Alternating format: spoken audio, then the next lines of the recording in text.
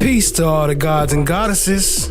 Back again with the vibes of the divine. I am the god Shango, and today, get ready to take another deep dive into this electrifying world of the Young Thug Rico trial. Let's get into it, family.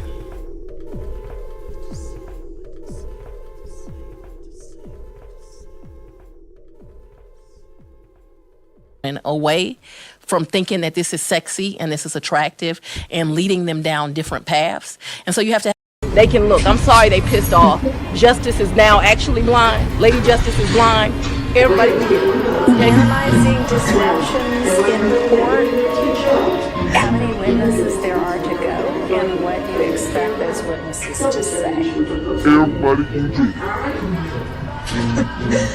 Yes, you do. Not really, but several parties have asked for mistrials. It was a goal of my predecessor and any person or prosecutor in this office to make sure that Justice is now actually blind. Lady Justice is blind. Everybody can get it. Let's try to conduct court in a way that minimizes disruption. very shortly after me becoming the DA, I sat down with Mr. Thomas's mother and I made her a promise. There is a rule that lets me exclude cumulative evidence, and I might end up using that. I was a prosecutor, as you know, for 16 years, 4 months, and 4 days in this office. The murder of Donovan Thomas in 2015 created violence like Atlanta has never seen. Justice is now actually blind. Lady Justice is blind. Everybody can get it. Not really, but several parties have asked for mistrials, I think, because things are moving so slowly. One last question, I'm sorry. How significant was the arrest of Christian Eppinger with regard to the timeline of this indictment? Like, I have been looking at it where that arrest set off this 90-day clock, but I'm reasonably certain you were looking at YSL before all of this. Did that create a sort of a time situation where you wanted to get this done? No. No, it does not. No, it doesn't. And you haven't presented any case law to tell me how to do that. And I'm telling you, as the judge presiding over this case, if you do that, it's misconduct. We cannot arrest our way and we cannot prosecute our way out of the gang problem. That's going to fail. So what we have to do is make sure that we take as many children away from thinking that this is sexy and this is attractive. Look, didn't look like he pulled that pill or whatever. He just popped from the container like they arrested the other attorney. What up, fam? Appreciate y'all being here. I see you, Shaw Diggy, Kristen Vasquez, Chan My Black is Golden. Kristen Vasquez, my bad. Chan My Black is Golden. Daniel, appreciate y'all being here, family. Let's get into it. Active and leading them down different paths. And so you have to have a double-edged sword. I hope that, you know, for gang members, I am hated and feared. Both through Red Dog and homicide, several. All right. But you. This is the absolute truth. This second interview, right? Second interview is okay. We're done, man. It's that simple. Gut-wrenching for any family. We saw the body cam footage. The final moments of Johnny Hallman's life. Senseless. Over a ticket. Because I am not going to apologize for bringing gang warrants or educating the police on how to bring gang warrants and for prosecuting people that decide to get into that life. At the same time, it's important that we do activities that let children know this only leads you to a casket or a jail cell. That's it. That's not sexy. That's not some place that you want to end up being. People do not enjoy that experience, and you have so much potential, and there's so many other things that you can do. Thank you. All right, summon Investigator Kirkman, please. All right, Investigator Kirkman, good morning, Matt. Sir, you please approach the witness stand. Once you get there, before you sit down, if you return and face Sergeant Anger. Good morning, Matt, sir. Be sworn as a witness, please. All right, Investigator Kirkman, good morning, Matt. Sir, you please approach the witness stand. Once you get there, before you sit down, if you return and face Sergeant Anger, be sworn as a witness. swear for testimony you give the truth, the whole truth, nothing but the truth. I do so. I see. Thank you. State the first class and I swear to God. Detective Anthony Kirkman, Anthony Kirkman. And Investigator Kirkman, where are you employed? I am employed with the City of Atlanta Police Department, currently with the larceny unit as a detective. And how long have you been with the City of Atlanta Police Department? Going in my 24th year. And how long have you been with the larceny unit? A little over 2 years now. To a task force with the GBI. It was a Metro Drug Task Force. Voted to Detective Investigator, synonymous in the same. Back then we were called detectives. Now. So remember last time we was talking about Archillian Bennett and you know how her house got robbed or whatever. So this is the detective that supposedly went over there to take her statements about that, and she said Young Thug robbed her or whatever. So this is that officer that went over there. They call us investigators. She was. And what, if anything, do you recall her telling you as far as what happened first on May 12th, 2013? So, Miss Bennett said she was inside of her apartment. She heard a loud knock at the door. She looked and noticed it was a male that she knew named Thug, and also a person that she stated name was Thug's brother. She said that these two were friends of her child's father, Mr. Makia Anderson. Once she recognized that she knew the individuals, she let them inside of her apartment.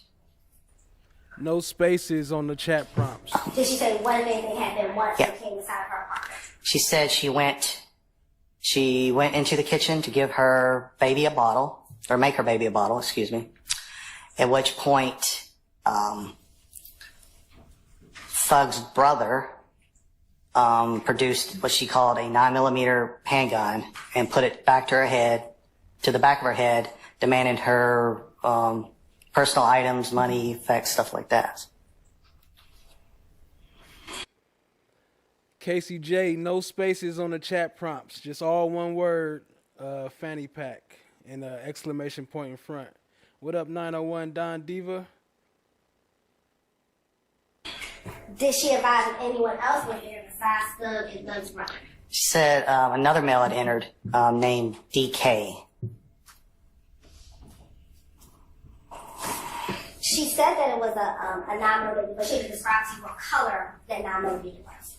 I have to go back and, I don't believe so, but I have to go back and check on the report.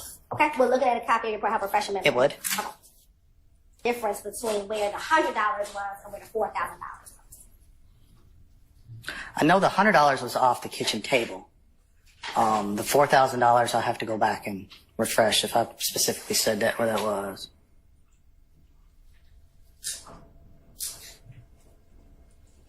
I don't specifically say it, but I did separate it. I didn't do 40, so I'm guessing looks like maybe they were both on the table, but two separate, yeah. And after she told you what items were taken, did she say if anything else occurred? She did.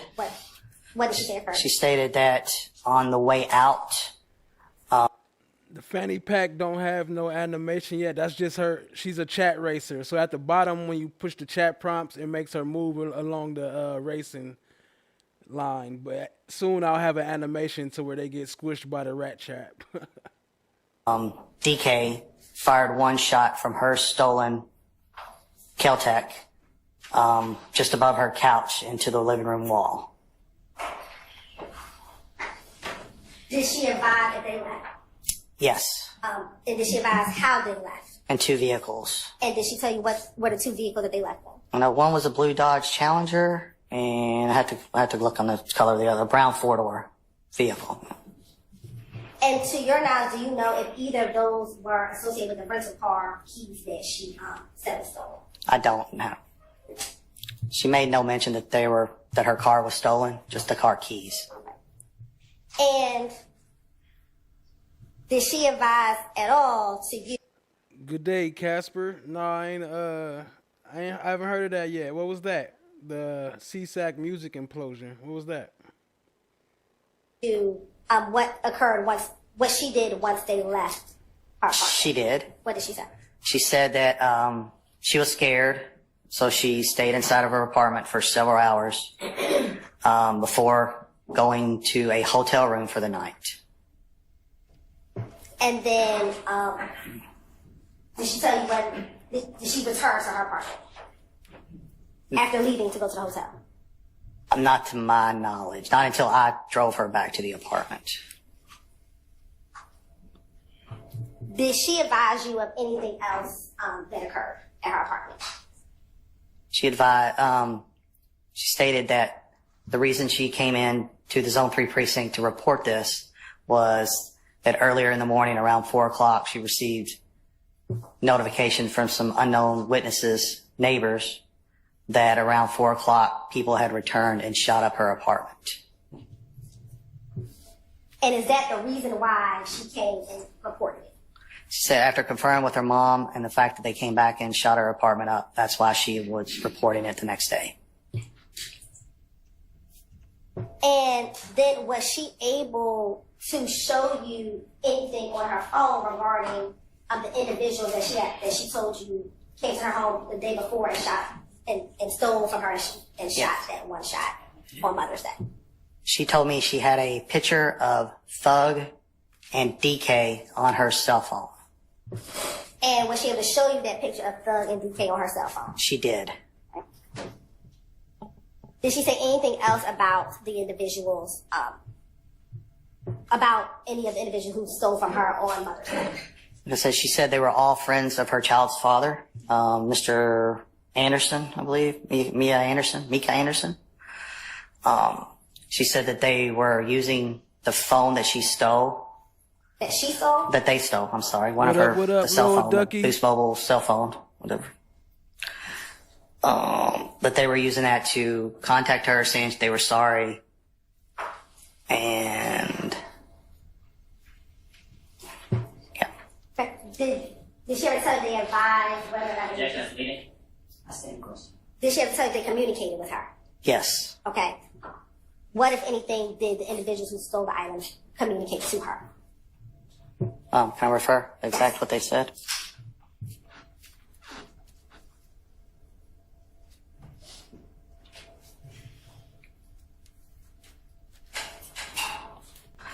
Said they called her to apologize. And to do anything else? Offered to return her stolen items. Was she able to Melissa? tell you if she knew where these individuals were the night before they robbed her?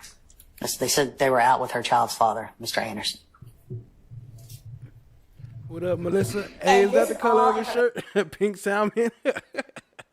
That Ms. Bennett provided you back at her home. Is this all the information that she provided to you while back at her home? Yes. Now, earlier in the care report, you said you had ID tech come out. Why did you have the ID tech come out? To take pictures of Miss Bennett's apartment, which I noticed bullet holes. And have you had an opportunity to look at those pictures in preparation for your testimony today? I have. And Your Honor, this time the state would like to publish what has already been admitted as State's Exhibit 1 through 23A. AA. Now, investigators calling them some of the most dangerous offenders in the entire city, and with their arrests, crime is dropping. Joe Hankey has more. 10 defendants in custody, some facing federal charges, others facing state charges in Fulton County. Top 10 most wanted.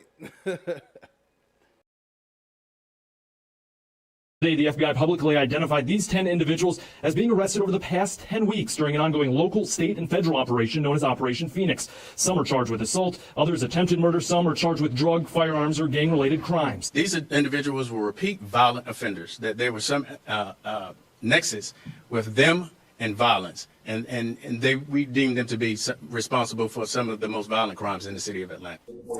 Steve Williams, I understand that your client, Mr. Ryan, has had a medical issue that is going to So check this out. I think I played this video last episode, but check this out. This was last week, and it was a bunch of days of confusion from what happened with her client. But let me show you what really happened. Basically, require him to be on for us to assess the situation in about 24 hours. Are you aware of that? Yes, Your Honor. The person got from the previous president. You have not, or you have? I have not. Okay, all right. Have you talked with Captain Kendall and her team? Yes. Okay. Given his situation, you may not be able to do a face-to-face with him, but I'll let them talk with you about that, and maybe you can make other alternative arrangements to talk with him. Okay? All right. All right, Mr. Smith, Ms. Hilton, and Mr. Brown, good morning. Good morning. Okay, so folks, basically, also we have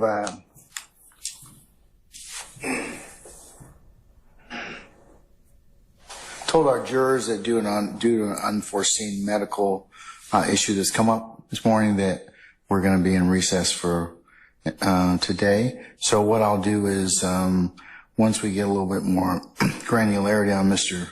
Ryan's situation, we'll just take it day by day. So just have to be patient. Talk about once we get a little granularity on his situation.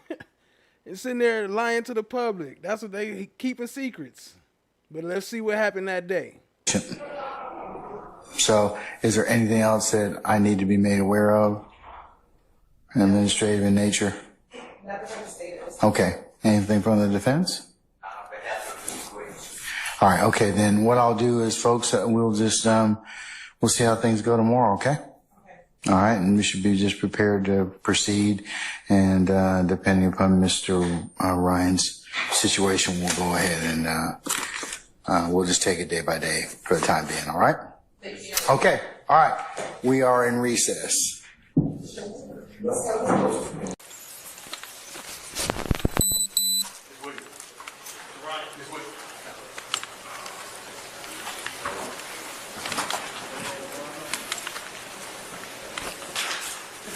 Counselors, can I have your hands? Come and have a seat. Take a chair over there. He can stay over there. Yeah, he was getting out of my way. Remember that day they was talking about what happened with Redelius Ryan, Will Rod? Here go the full video.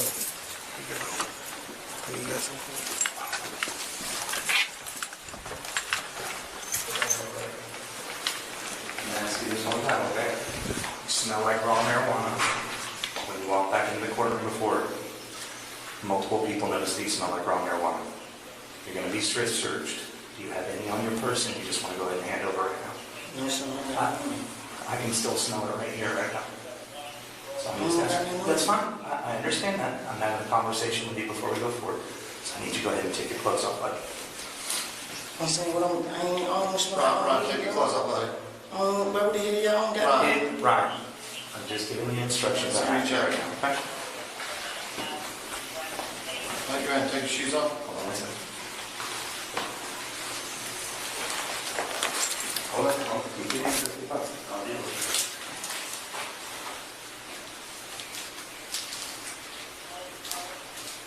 Where'd you get this from? I've been having it on me all day. You probably give me my shirt. They got your shirt today.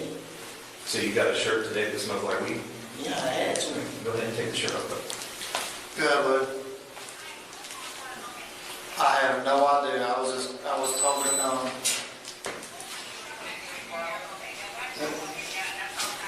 Who told y'all to come? Lieutenant Gibson just Lieutenant Gibson did. No, hold on. They just went and talked to the judge right now, and he said he's taking the recess.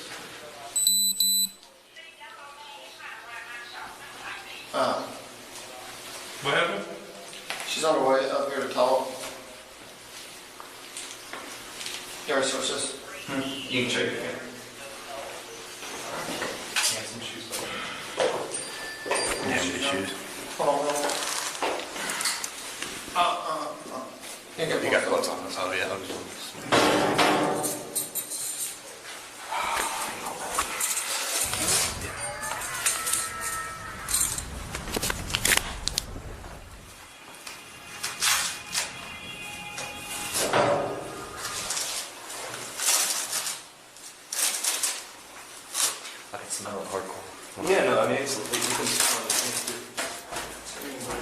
this shirt, bro. I don't even have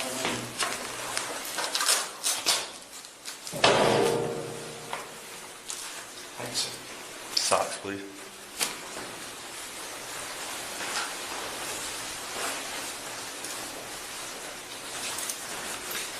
Squat collar. Give me a second. All right, gonna take that over front. All right, no, take everything off. I'm not, that's razzing me, bro. I'm not doing that, bro. Ryan, take it out. Probably cause to do it right now. It still smells like raw marijuana in here. I understand what you're saying. I don't got shit on me, bro. I understand. I just stripped, bro. I'm squatting collar, bro. I'm not like straight man, no, bro. Ryan, you have to take your clothes off. That's what a strip search is. I'm taking my clothes off, bro. You have to.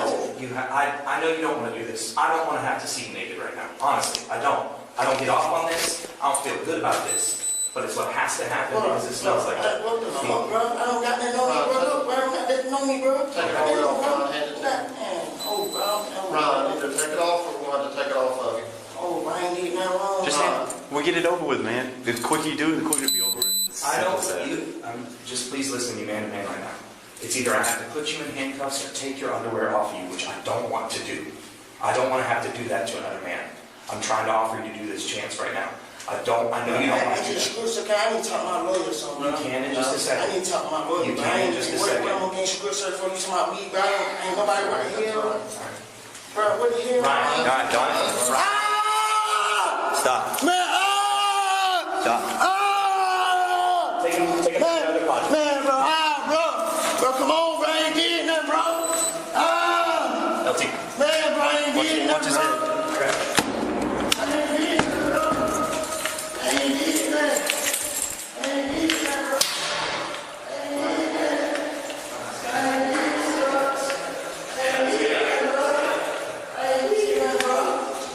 Just stop tripping, bro. Stop. Just stop, dude.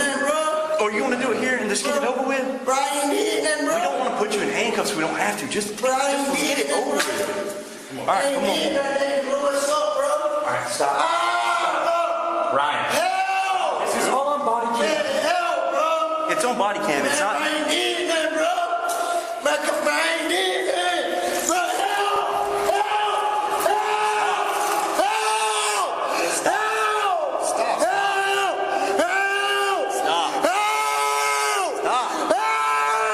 Hey, you're not.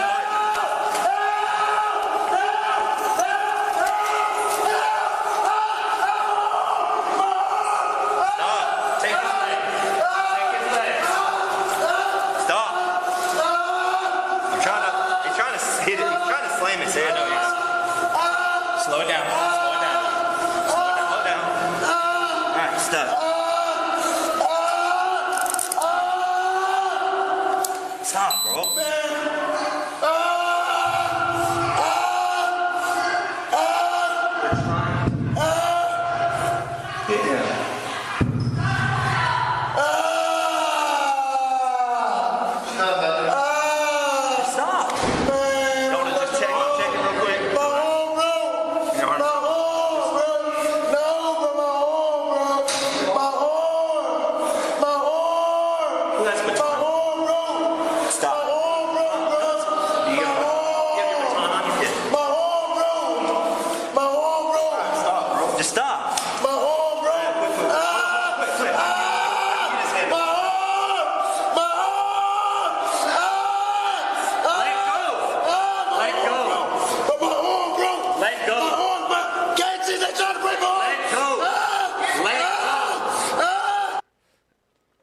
And so allegedly, he supposedly got caught again recently, because ain't that why they moved the seats? Because he got caught with some contraband?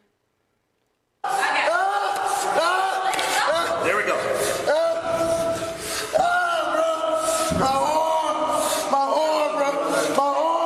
All right, underwear are good to go. His hand. That's it. His other hand. Ryan, what? All right. Bro, look, I don't got nothing on me, bro. I'll have gloves on. I don't got nothing on me. Stand him up. Stand him up. Ryan, we're going to stand you up, okay? You ready? 1, 2, 3. Come on. I can smell the weed. Yes.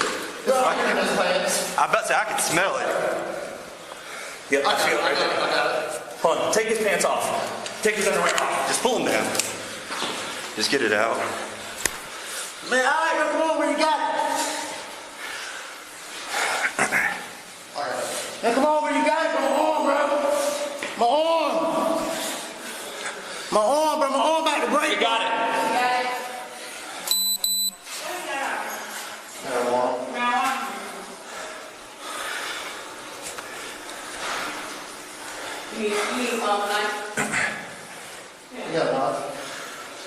Can we have his pants from court? Yeah. They're in the other cell at the front, so we can cover him up.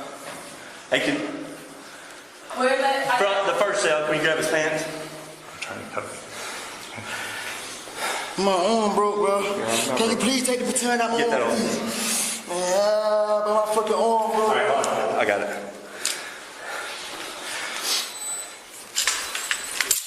Okay.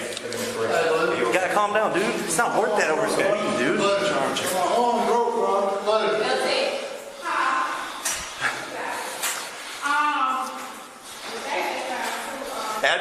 I wouldn't know. Unless y'all got some evidence bags, I wouldn't open that in here.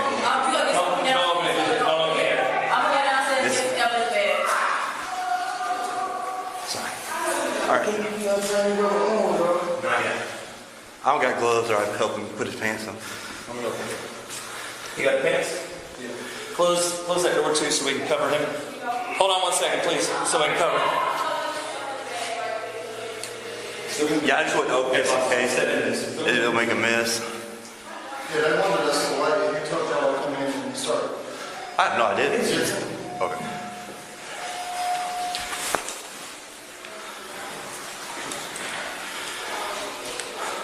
Both of the little balloons bags, or was it both weed or something in the other one? We'll check in a second. Go ahead. For the time being, all right? Okay, all right. We are in recess.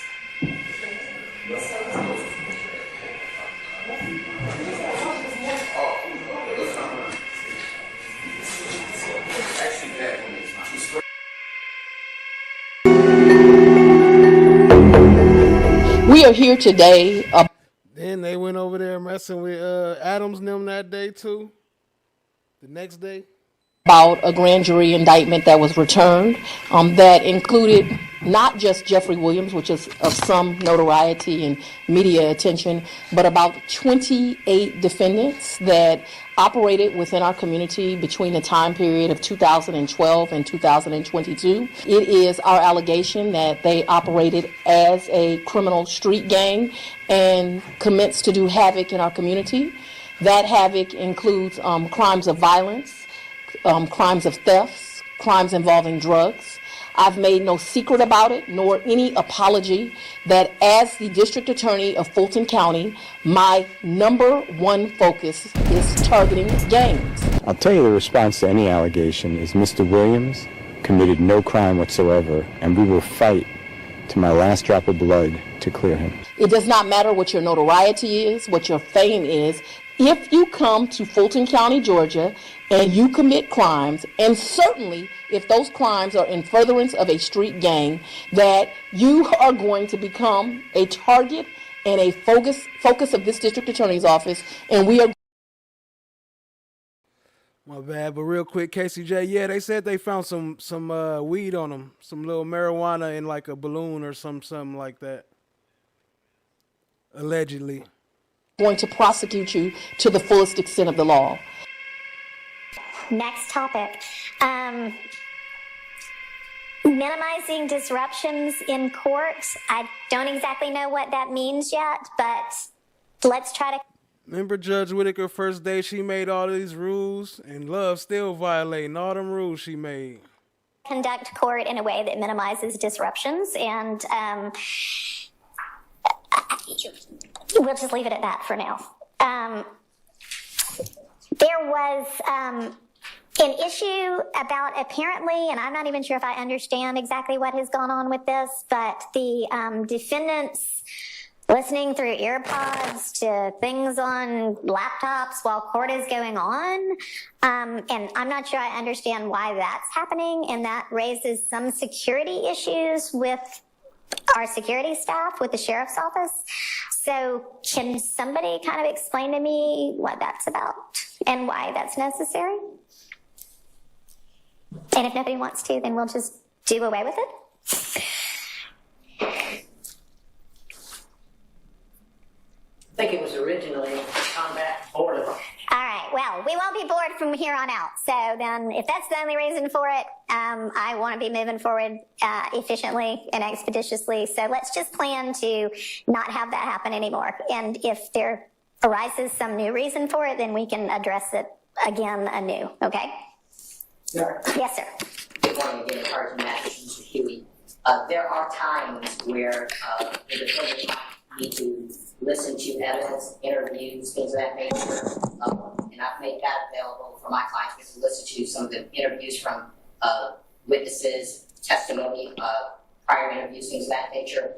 For evidentiary purposes, that would be a request for my client to be able to have that access where necessary. So why is that happening in court? That seems like something that should happen after hours between the two of you. I certainly understand that. Just maximizing the time that I have with my clients since I don't have availability with him outside of court every day. So he's here, we're here. So a lot of times I'll give him an opportunity to review evidence and things of that nature. So that would be the only reason I want to ask. I'm going to ask that you try to get that done outside of courtroom time. And if there is some sort of an emergency, unexpected reason why something can't have been reviewed before, then you can bring that to my attention. But okay.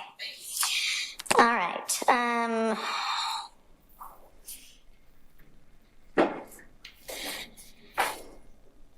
I would like to find out from kind of everybody how many witnesses there are to go and what you expect those witnesses to say. And one reason I say that is because Judge Glanville had entered an order, which I may not have brought downstairs with me, but y'all, when I describe it, will probably be familiar with it, that essentially said everybody, not really, but several parties have asked for mistrials, I think, because things are moving so slowly. And he entered an order that seemed to say, it appears that the state has 200 and something witnesses. We're on 50 something now. Everybody's causing disruptions, or not causing, but there have been a lot of disruptions because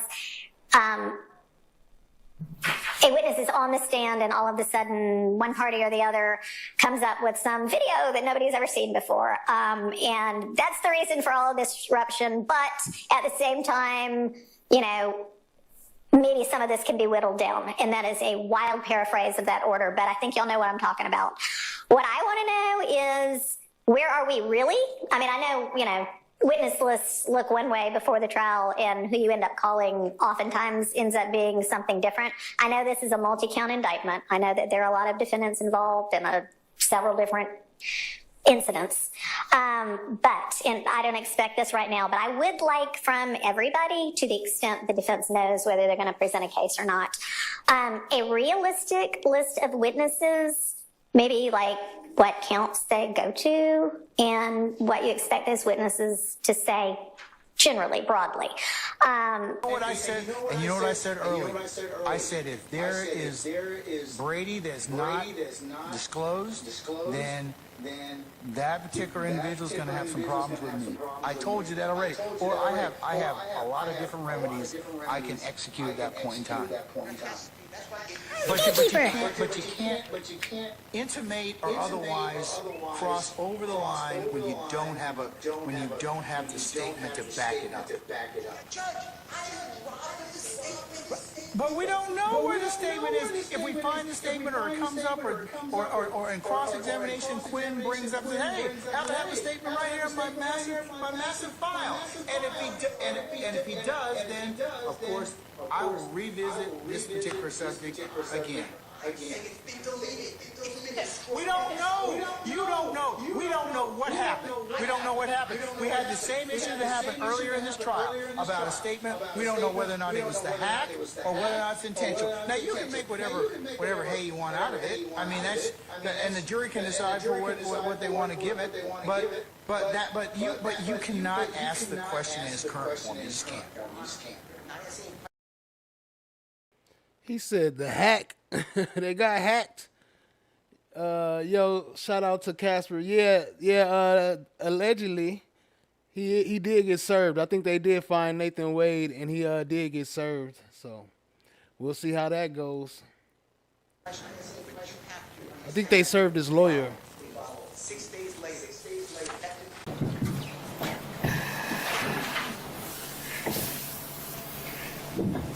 All right, ladies and gentlemen, please be seated. All right, unless there's any other inquiry with me, I'll see you all back at 2:45, okay? All right, we're in recess. Your Honor, before the court leaves, I just wanted to make certain that I have an opportunity to address the matter that we addressed at the bench during the state's objection. I can wait until after lunch or whatever time the court designates. It was already taken up and recorded at the bench, so. That part, not the objection, Your Honor. It was a motion in limine that the state wanted to make that goes along with that. I can wait until whatever time the court designates. Let's just do it now. What is it? Okay. Your Honor, I wanted to move the court in limine to preclude any attempt to admit self-serving hearsay if it does not come from Mr. Williams himself. Anything that Mr. Steele has represented to the jury that Mr. Williams thought or felt. Mr. Steele announced at the bench that he expected that information would be coming in through evidence. And so if there is no such evidence at the proper time, the state may move for a mistrial. I don't know what will be done at that time. Here's the thing. If he doesn't prove what he says and he has already promised that, there are ways to deal with that, so I'll leave that within your wise discretion and lawful means. Mr. Steele, anything else, sir, in terms of that particular conversation? No. All right, so with that, unless there's anything else, we'll go ahead and recess until 2:45, all right?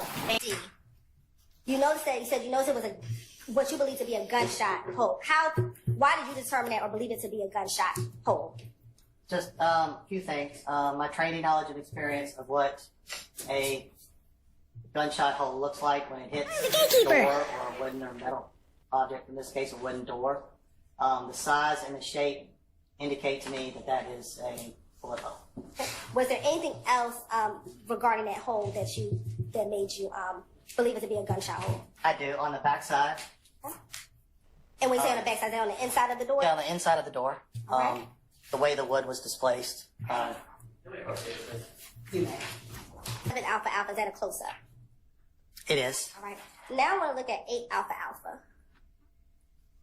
What, if anything, was significant, or why did you have the crime team take the picture that was an 8 alpha alpha?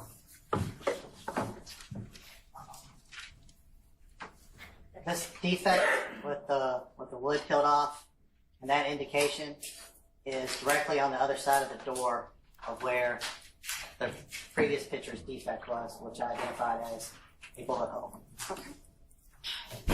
And 9 alpha alpha, is that a close-up of that particular defect that you saw on the back of that door?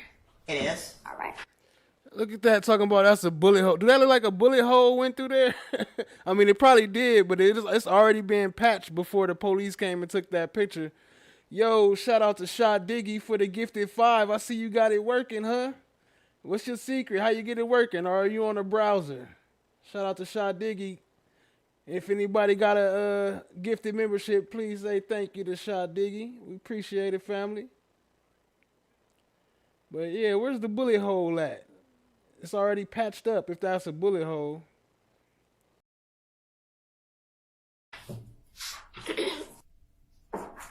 And 11 alpha alpha.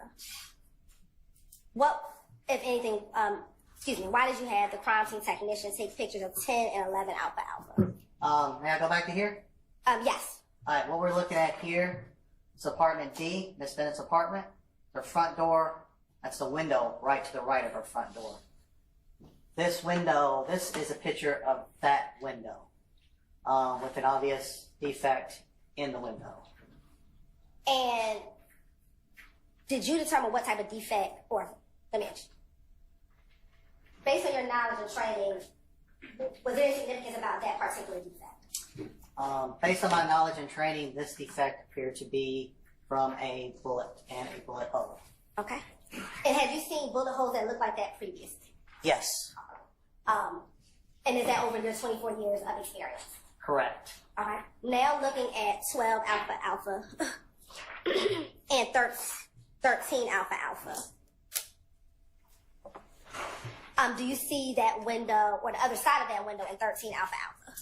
Yes. Right here is the inside of the window, and right there by the full core tag is the defect. Okay. Now looking at 15. And let me ask you this, do you recall back in 2013, it appears that a portion of that shade is open? Do you remember if that was how the crime scene tech, you and the crime tech found it? Do you recall? Right. If it was any different than what it is right now with that defect, we would have taken a picture of it first before doing any manipulation. Okay. Due to the fact that there's no prior picture, this would be the way we found the window shade to be. Okay. All right. So now looking at 14 alpha alpha as a close-up.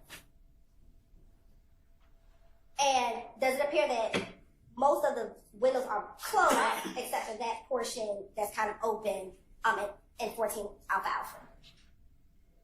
Yes, all the windows closed except for the portion where the defect is. Yo, And now look looking who at just 15 pulled alpha up. alpha. Shout out to Steph JK. Happy birthday, family. And FFS, I see you pulled up too. What up, fam? Shout out to Steph JK, though. Everybody wish her a happy birthday in the chat. We getting it in.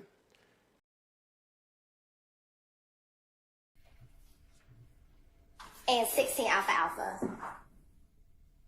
Why did you have crime scene take a picture of 15 and 16 alpha alpha? Because this is a shot of the defect after we manipulated by pulling up the slides. Okay. I mean the shades, the slides, the shades. All right. Now I want to look, kind of want to skip to 21 alpha alpha. Excuse me, first 20 alpha alpha. No, 20. Where on your diagram is 20 alpha alpha?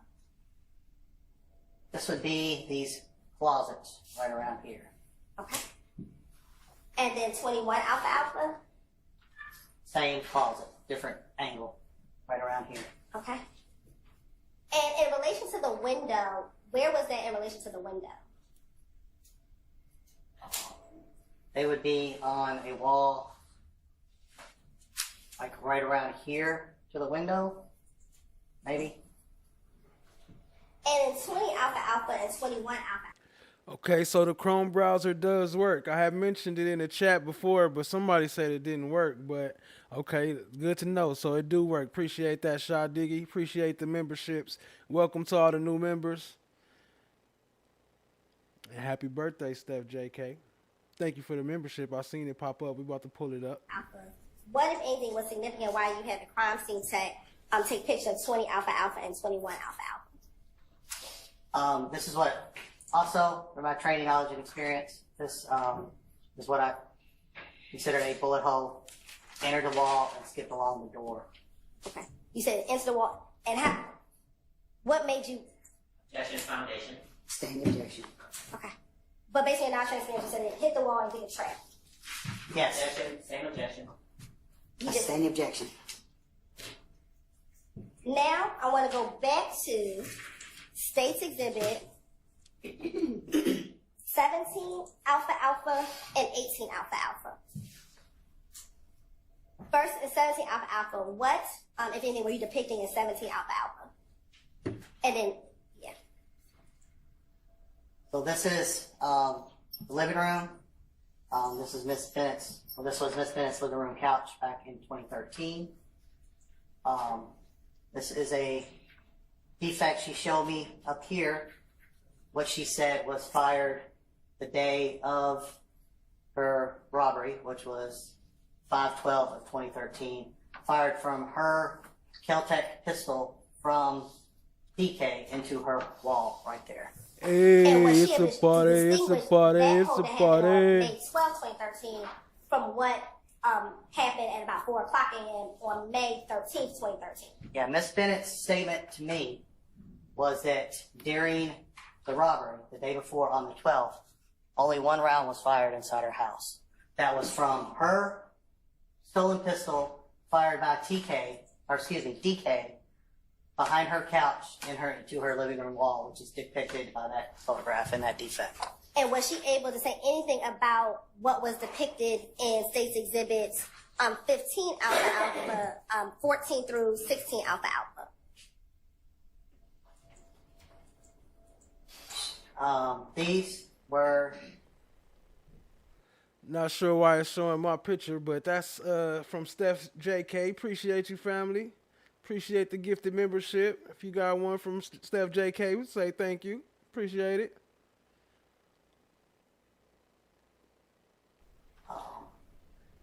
I don't remember if she told me that these were specifically when they came back and fired. Only that the one on the couch was the only one fired when the robbery occurred. Okay.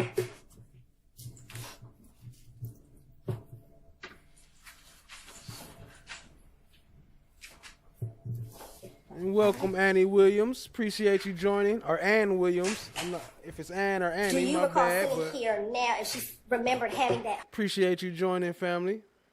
hole in her window when she left her apartment to go to the hotel? I don't remember if she specifically told me that those are the ones that happened the morning before. Only that she specifically pointed out the one above the couch. Okay. And looking at 23 Alpha Alpha. What was significant about 23 Alpha Alpha? Like we talked about earlier, this is Miss Bennett told me she had a picture of DK and Thug on her phone. She showed it to me, and this is her holding her phone. And this picture, if I remember correctly, she was holding it, and our crime scene technician snapped a copy of the photo of the two people she said were involved in the robbery on 5/12. And sitting here today, do you remember which person was Thug and which person was DK? I don't remember which one she told me was who. Now, while you were at her apartment complex, let's first talk about inside the apartment. Did you find any projectiles? Yes, you have a seat. I'm not feeling it. All right. I'm sorry, can you repeat the question? Sure. When you were inside of her apartment, did you find any projectiles? I did not. Did you find any shell casings? I did not. Was that surprising for you? No, not in particular. Why not? One for inside. Only one round was fired, she said, from inside the apartment. That Another one. Appreciate it, family. Shout out to Steph JK. was from the day prior. Anything could have happened to the shell casing. It could have got kicked around. It could have got picked up. I don't know, but it's not uncommon that I, in my 24 years, have went to shooting scenes and not found projectiles or casings. And as far as outside, did you look for or find any shell casings or projectiles outside of the apartment? I did look for shell case and projectiles. I did not find any. And this is during your investigation. I stand the objection.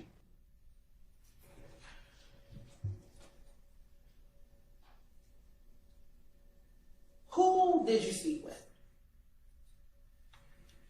I spoke with a.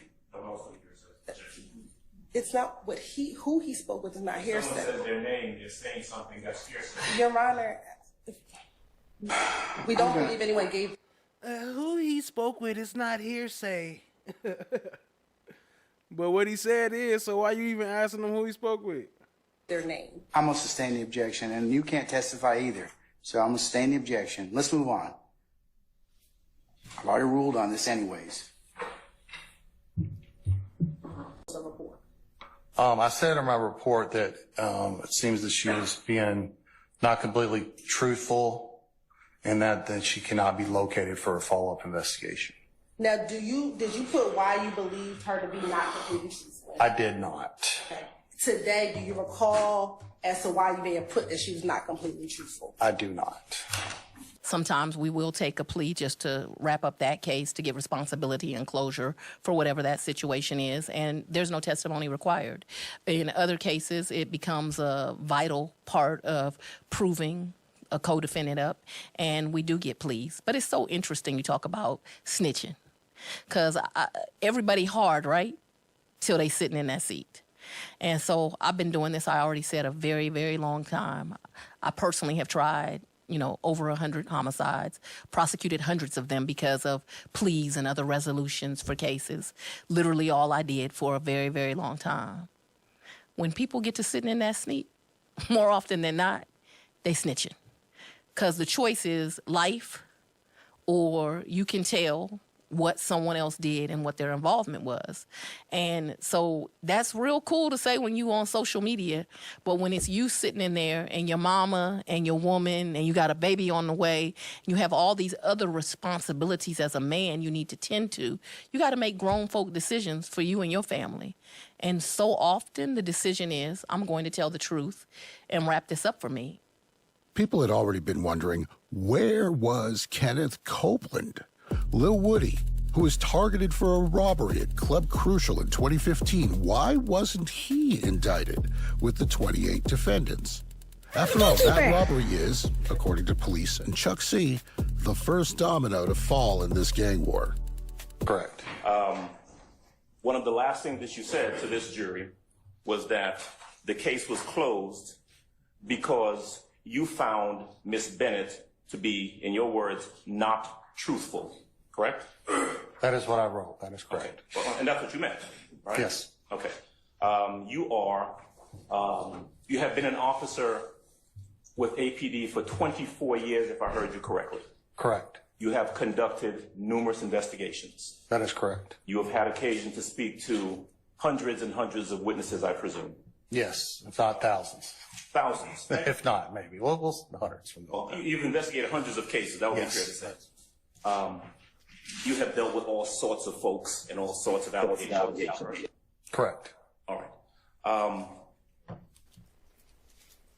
Yo, shout out to Steph JK FFS. I'm pretty sure that came from FFS. Appreciate y'all, family. Appreciate you, FFS. Y'all drop some FFS in the chat. Appreciate you for the memberships. If somebody got a membership from Steph JK, say thank you, please, to FFS and Steph JK. Hold it down for her birthday. This case, at least, and you've been referring to it as the crime, but in reality, what it was an allegation made by Archillian Bennett. True? It was a reported crime by Miss Bennett. Right. Backed up by some, what I presume to be gunshot holes and other things, and some witnesses' statements. Okay, so we're going to talk about what you saw and what you observed. But it is true that in any investigation, you rely upon physical evidence. True? That's correct. But you also rely upon what is told to you by a witness. Correct? Correct. You would rely upon what is told to you by someone who calls themselves a victim.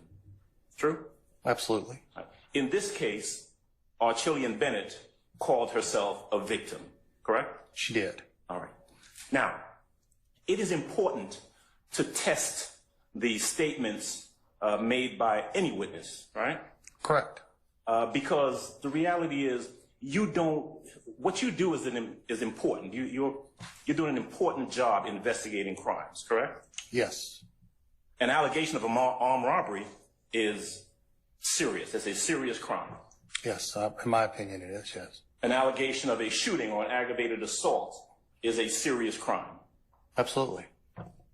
And what you do not want to do as an investigator is you don't want to charge someone with a crime if the person making the allegation has not been truthful, correct? I don't want to charge a person with a crime if the evidence is not there. Right. That's always been my biggest fear, is to charge somebody who didn't do something. So I try to carefully weigh what I have, what's known to me, and make a judgment call. Yo, shout out to Cat Knott Williams. What up, what up? Appreciate you joining, family. Everybody drop some love for Cat in the chat. It's not probable cause. Right. And of course, one of the items of evidence that you rely upon in making that very important decision is what you consider to be the trustworthiness of a witness or a victim. True? It is, but this was the initial call out. That's only the beginning of what a complete investigation would be on my part. Understood. So getting to the teeth of stuff and the trustworthiness and the actual proving one way or another in my mind. Shout out to Shot Diggy. Yo, we got some exclusive Mondo coming up today. I'm going to drop that in pretty soon. Matter of fact, I might get it ready right now. I'm going to start loading it up. Some more Mondo. Would be done later on in the investigation if Miss Bennett and I would have connected again and had a formal interview recorded, documented at a police station or somewhere. That never happened. That did not happen. You don't know why Miss Bennett didn't follow up with you. You don't know. I do not know. You don't know whether or not. I mean, because you're human, right? You're an investigator, but you're human. You don't know what Miss Bennett's motivation for saying the things she said were. No.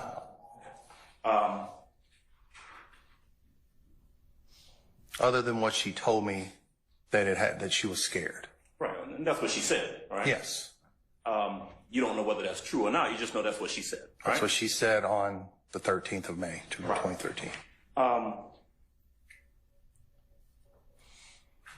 One of the things that I heard Madam Prosecutor ask you towards the end is whether or not, for example, the defect that you saw above the couch was consistent with what Miss Bennett told you. Remember that question? I do. You said it was, right? I did. Now, so seeing a defect above a couch would be consistent, in your opinion, with her saying that someone had shot at that wall the day before, right? Yes. Okay. Now, it would also, if she had said, for example, someone shot at this wall 2 months ago above the couch, and you saw the defect, that would be consistent with that too, right? Same, yep. Right. And so, really, she could have told you anything, maybe not anything, she could have given you any number of explanations as to why that defect was in the wall, and the only thing you would have to go on is, well, that is what she said caused it. True? Objection, speculation. I stand the objection.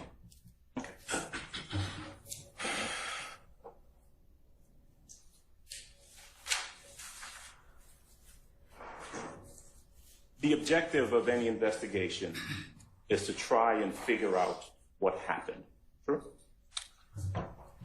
I have a little bit different, but it's the same. My objective is to try to find the truth. Okay.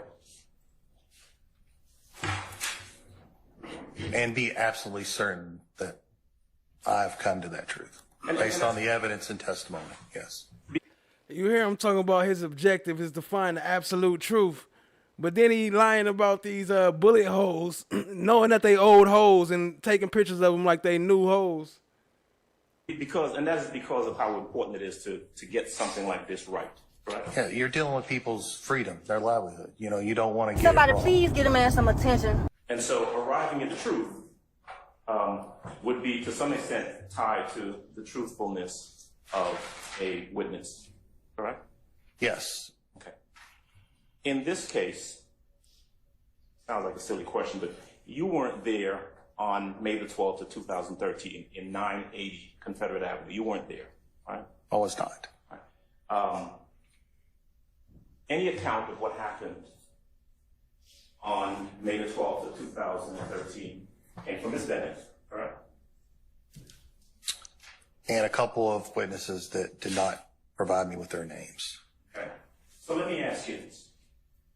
On the 13th, May the 13th, the day after this incident supposedly happened,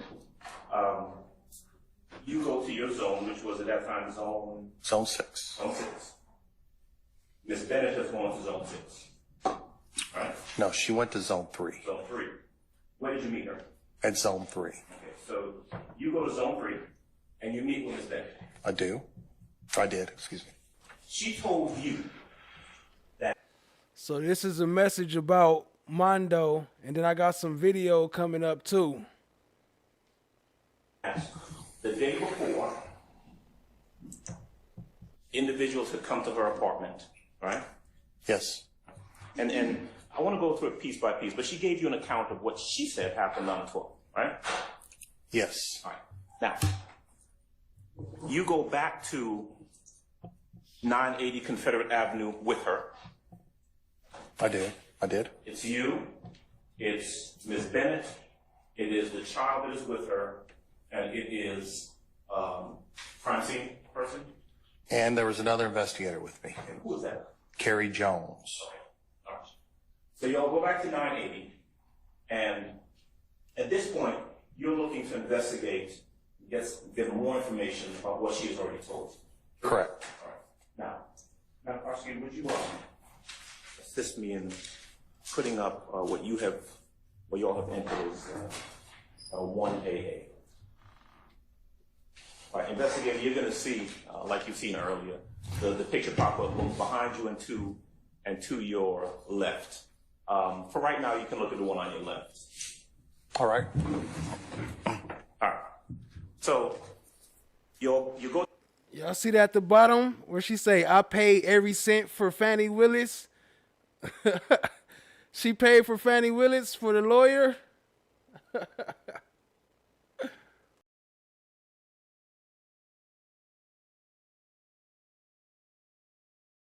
the location. What you have at this point is a description of what had happened by Miss Bennett, correct? Yes. All right. Now, you go up the stairs, and as you've indicated earlier, there are two doors, two apartments at the top of that staircase. There's an apartment C, an apartment D, correct? Correct. Can I have 2AA, please?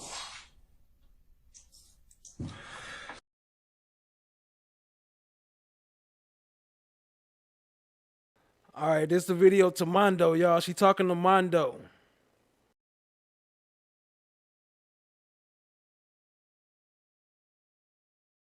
Some clout, whatever it is that he's seeking, cause I guess cause Woody paying his ass, he's trying to find any relevance that he can. Somebody please give him some paper. Give him a job. Give that bitch a job. Put that bitch up in a warehouse somewhere. Goddamn, do something, bitch. Do something other than talk about other people. How you want to talk about who pee or who tender, bitch? But you speak on the next man relationship. The fuck? You just want attention, baby. That man not gonna give you no attention. That bitch not gonna give you no attention. You ain't got no paper. You don't got no money, baby. You brought me one bag the entire time that we was together, bitch, and I had to go in with you. You was mad that I was even trying to get you to get it for me. I had to put 500 on it. Let's talk about it. Somebody please get a man some attention, some clout, whatever it is. That shit sound crazy, right? Like you running the 6 figures, but I can't get you to buy me a $1,500 bag, bitch, and I just spent 20 plus racks on your attorney to save you from doing 30 years in jail. But you think you the catch? Boy, you was delusional. Perks got to make people delusional, dog. Talk about go fuck with a real one. But fucking with you ain't never bring nothing but L after L after L after L after L after L after L after L after L after L after L. Any bitch that fuck with you gon' catch an L, gon' find a whole little trail of L's coming behind you, baby. Be real with yourself, dog. And I hate this for you because I really had real love for you, dog, and I really did, you know what I'm saying? Like, I believed in you. You're a talented person. You just got fucked up way of thinking, dog. Just work. Put in the work. Stop being lazy, bro. That shit sound crazy, right? Like, you got another one that bites the dust. You got another one that just fell for the bait. Man, this bitch ass nigga just called my phone, man. Damn, bro, why you playing with a nigga? Hey, this on God, don't let me wake up tomorrow online. Wallahi. Here go Mondo right here. So I guess he tried to slide in Cardi B DM. Now he trying to argue or get some clout off of Offset, it looked like. Wallahi, this nigga just Offset just called my phone. Bro, why you playing with a nigga, bro? Da-da-da-da. Hey, man, the truth hurt. You shouldn't have been on the internet with your business, my boy. Don't get mad because I'm posting shit on the internet now, but I'm speaking the truth. Now you mad at me. Don't go to calling my phone, hoe ass nigga. We ain't gonna do that, Tinder man. We ain't gonna do that. Cause know what I'm saying? Don't get mad cause I smacked one of your baby mama and I tried to fuck Cardi. I ain't gonna say fuck her. I'm gonna take that back cause there ain't no disrespect to Cardi, but I really would just let her know, man, you need a real nigga in your life. Why you letting a nigga drag you through the mud? Like, don't go for that, baby. You feel what I'm saying? That's how I came in her DM. And you cop block because she went. You know what I'm saying? You cop block, boy. You got another one that bites the dust. You got another one that just fell for the bait. Yeah, so the first one they saying it was Offset's baby mama, one of his other baby mamas. But I guess she the one that paid for Fanny to be his lawyer. Ain't that something? All right, let's back to it now.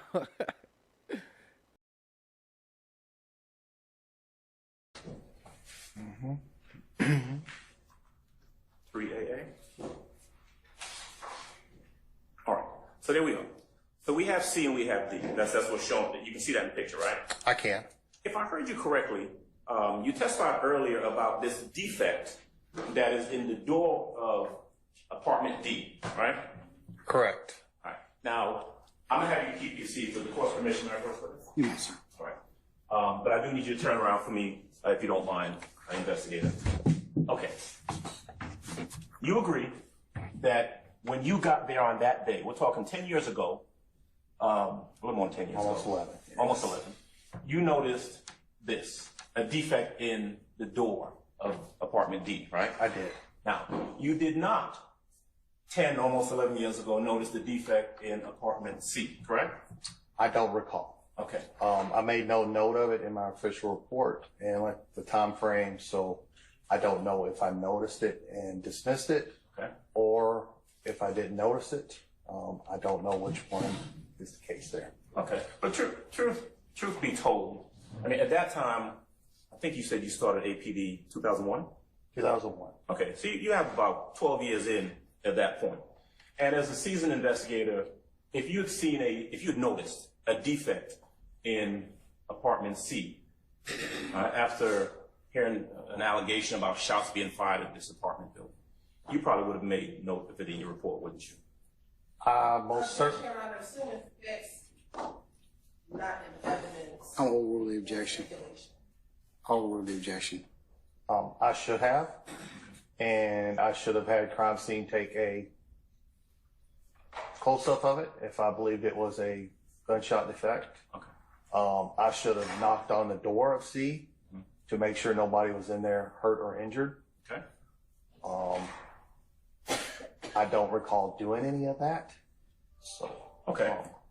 And no knock on you. I'm just, I really just asked you about the things that you actually saw on that day. Right. And I'm doing the best. It's been a while. True. Can I have State's Exhibit 4AA, please? And then and that's the same defect on door number D, Just right? a little closer. Go 11, not number D. And let's do 5AA, please. And okay, let's do 6 then.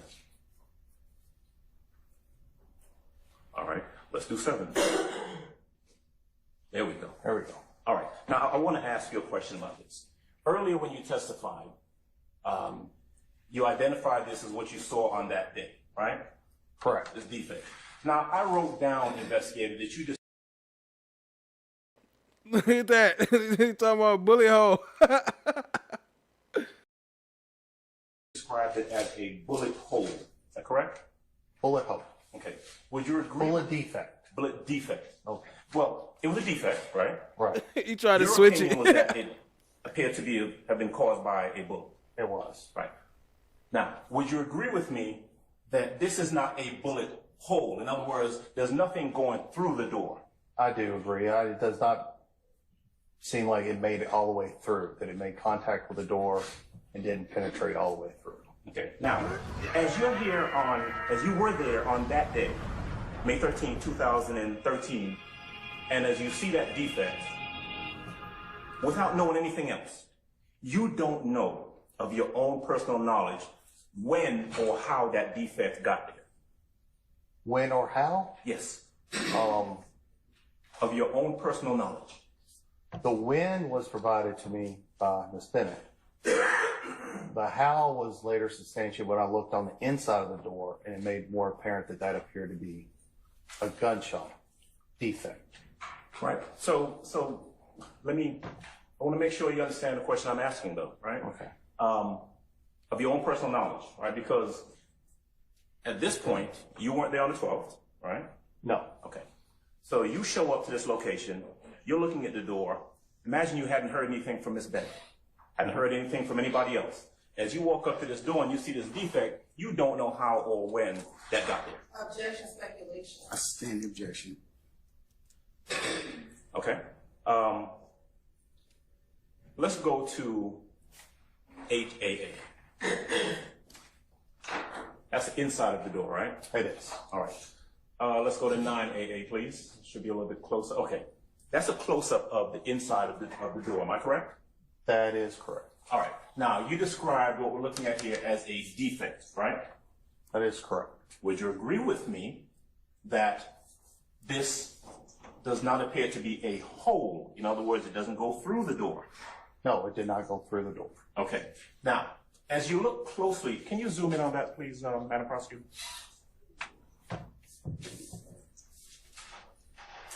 And if you can't, that's fine. There we go. Now, do we see anything on the inside of this defect right there?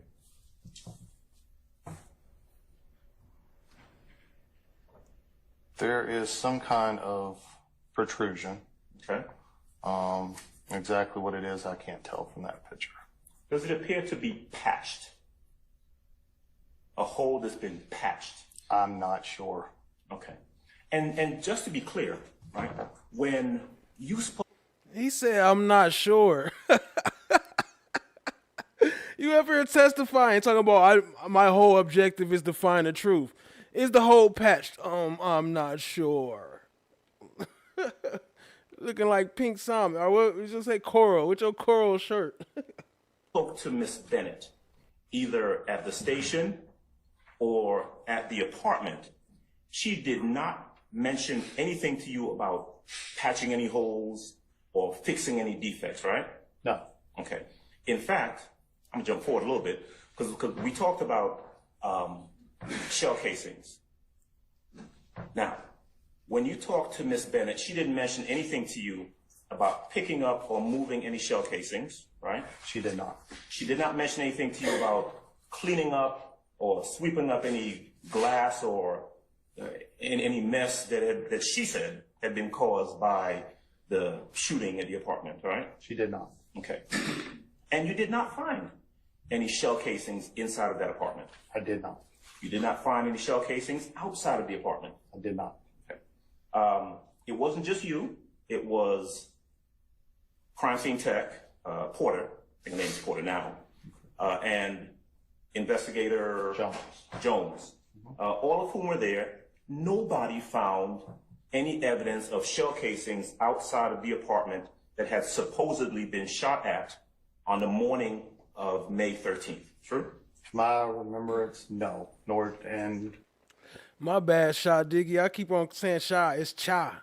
Like Cha-Cha. Okay, Cha Diggy. My bad. All this time, I've been calling you Sha. You ain't even say nothing. Appreciate y'all being here. Hit the like, hit the subscribe, tap in, share with a friend. I should have, and if that would have been the case, I would have notated that in my report.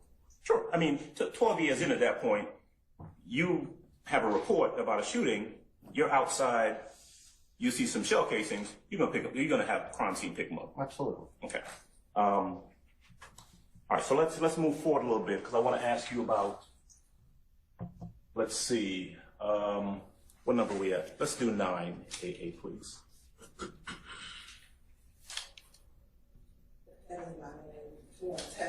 Sure, let's do 10.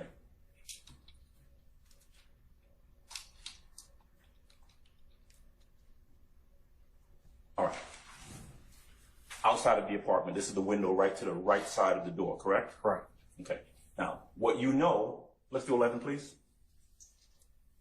What you know back on May 13th, as you're there at the location, is that this appears to be a defect in the window, correct? That is correct. Your opinion is that it looks like a bullet hole. That is my opinion, that it is a bullet hole. Okay. Now, it appeared to you, and please correct me if I'm wrong, I don't want to misstate you, right? I don't want these to be your words. It appears that as whatever it is went through that window, it made a hole, right? Yes. So the glass that would have been here is gone, true? It is gone. Okay. Can we go to 13AA, please? Okay. This is looking at the same window from inside the apartment, correct? It is. All right. Let's go to 14AA and 15AA. All right, so that's a close-up, right? It is. Now, you're the investigator, you're not the crime scene person, but you have a crime scene person there who's working at your direction. Correct. Right? You would be the person telling the crime scene technician, either I want you to pay attention to this or photograph this or things to that effect, right? Generally, yeah. Okay. Now, would you agree with me that What up, T? Welcome. there did not appear to be any shards of glass or any sort of glass underneath this bullet hole on this counter. Is that true? That is correct. Okay. Now, when a gun is fired, let me get you turned around. I'll head back over this way. When a gun is fired, Here, let me grab that in case I've got to use it again. when a gun is fired and the bullet comes out, generally speaking, the bullet's going to go somewhere, right? Yeah, what's going somewhere? Correct. Right. And in an enclosed space like in an apartment, for example, if a bullet, let's say hypothetically, comes through a window, it's going to go somewhere in that apartment. Is that fair to assume? Yes. All right. Now, in this case, if we can move to exhibits, let's see, 17A perhaps. All right. 17A, right? If you can see right there to your left, that is a picture of the defect that we talked about previously above the couch, right? Yes. All right. 18AA. All right. That's a little closer view of that same defect, isn't that right? Yes. All right. Now, in your testimony earlier, you said that your opinion was that that appeared to be a bullet hole. I think that's what you said. Was I right about that? It was my opinion it was a bullet hole, and also Miss Bennett stated it was a bullet hole. Right. Okay. So now looking at that, did you, either you or the crime scene technician, have occasion to look at it closely to see if there was an actual bullet or projectile embedded in that defect above the couch? I don't remember. Right. If there was a bullet or a bullet fragment in that hole, right, it would have been evidence. True? If either I or the crime scene technician would have physically saw a bullet from our perspective, yes, that would have been removed from the wall and collected as evidence. But there was no bullet or bullet fragment in that defect? Not to my recollection. Okay. And shout out to FFS. He says, one time for the birthday, beach. One time for the birthday, beach. Appreciate the super chat, family. Again, we've talked about shell casing because Miss Bennett's statement, let's call it that, was that defect above the couch came from DK supposedly shooting the gun into the wall, correct? Yes. Okay. And she said that it was her gun. It was a Kel-Tec, something or the other, semi-automatic gun that she said shot into the wall, right? Correct. All right. So, notwithstanding her statement, we don't have any shell casing to corroborate that, correct? Correct. We don't have any bullet or bullet defect that was supposedly shot into the wall to corroborate that, right? We have the defect. We don't have a fragment of a bullet or a shell casing. Is that what you mean? Yeah. Yeah, we don't have the actual bullet. Right. So if there was a bullet that had been shot into the wall the day before, and she hadn't cleaned anything up or removed anything, where is the bullet? 2 times for the birthday beat. 3 times for the birthday beat. Go ahead. Hard to speculate. Happy The B-Day, round was the Steph 223 JK. round, which is a rifle caliber round. Okay. Which is a very high velocity round. Okay. Shot into that wall, it could have went anywhere. Well, it would have gone into the wall, right? Into the wall, it may have hit a stud and stopped, it may have went all the way out. I'm not really sure what happened to it. But that defect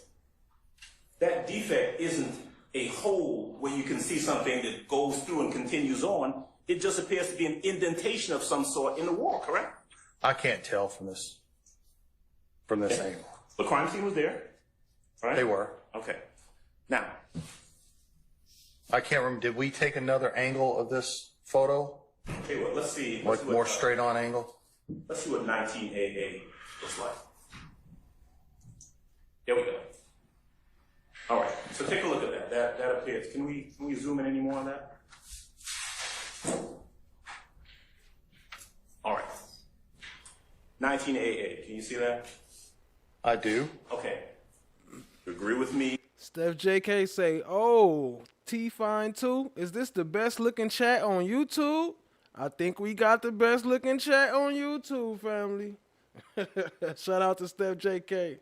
That that doesn't appear to be, like a better word, a Shout out to There's T. actually something that seems to be either plugging it or something.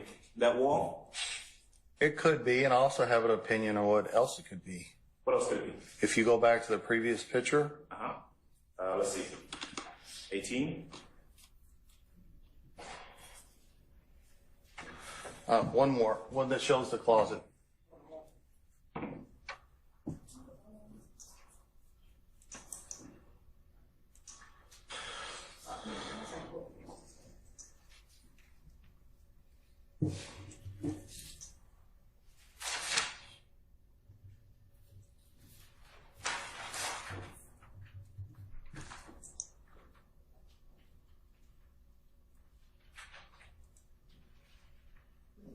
Now let's go with 17.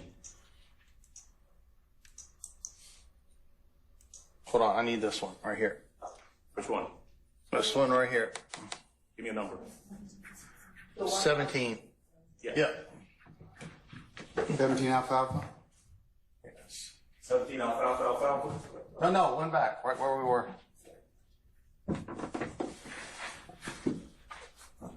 Just my opinion of doing hundreds of shootings on a crime scene. If the bullet was fired along this trajectory and hit that wall, it could have skipped over, and that's what caused this. FFS said, "Fuck it up if it's your birthday, bitch. Fuck it up if it's your birthday, bitch." Over there. Okay. So that's one theory of what could have happened. One right? theory. Thanks for the super chat, family. Which kind of comports with what you said earlier about a bullet has to go somewhere, right? Has to go somewhere. All right, so let's use your theory for a second. If we've got a bullet that comes in, hits that wall, and goes to the closet door, and actually, well, that question right here, because I want to show you something. Yes, sir. Let's go to, let's go forward one, Madam Prosecutor. 18AA. You see what we're looking at in 18AA, right? Yes, just a close-up of where we just were. Let me borrow that pointer from you. Thank you. All right. Defect in the wall, right? Correct. Defect in the wall. Correct. Defect in the door of the closet. Correct. Defect, hard to see here, but defect on the side of this door in the closet, right? Yep. All right, and defect over here, right? Correct. All right. So, is it your testimony then that one possible theory is that a bullet came through the window, hit the wall, hit this wall, hit this door, came around the corner and hit that door? Could have been the window or from inside. Just somebody standing on the side of the couch. Okay. What kind of rubber ricochet bullet he got? A bouncy ball bullet?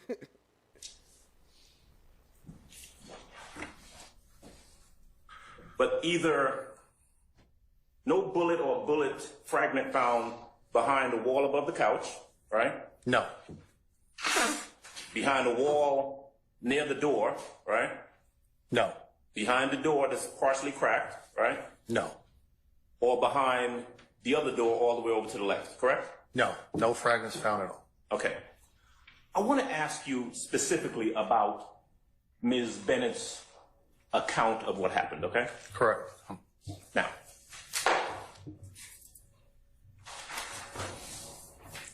first of all, she says that this incident happened on Mother's Day, May the 12th, 2013, correct? Part of it. Okay. And then the morning of the 13th. What up, the child of y'all? See you, family. Okay. There was no 911 call. that came in on May 12th, 2013 regarding the incident that she says occurred, right? Not that I found.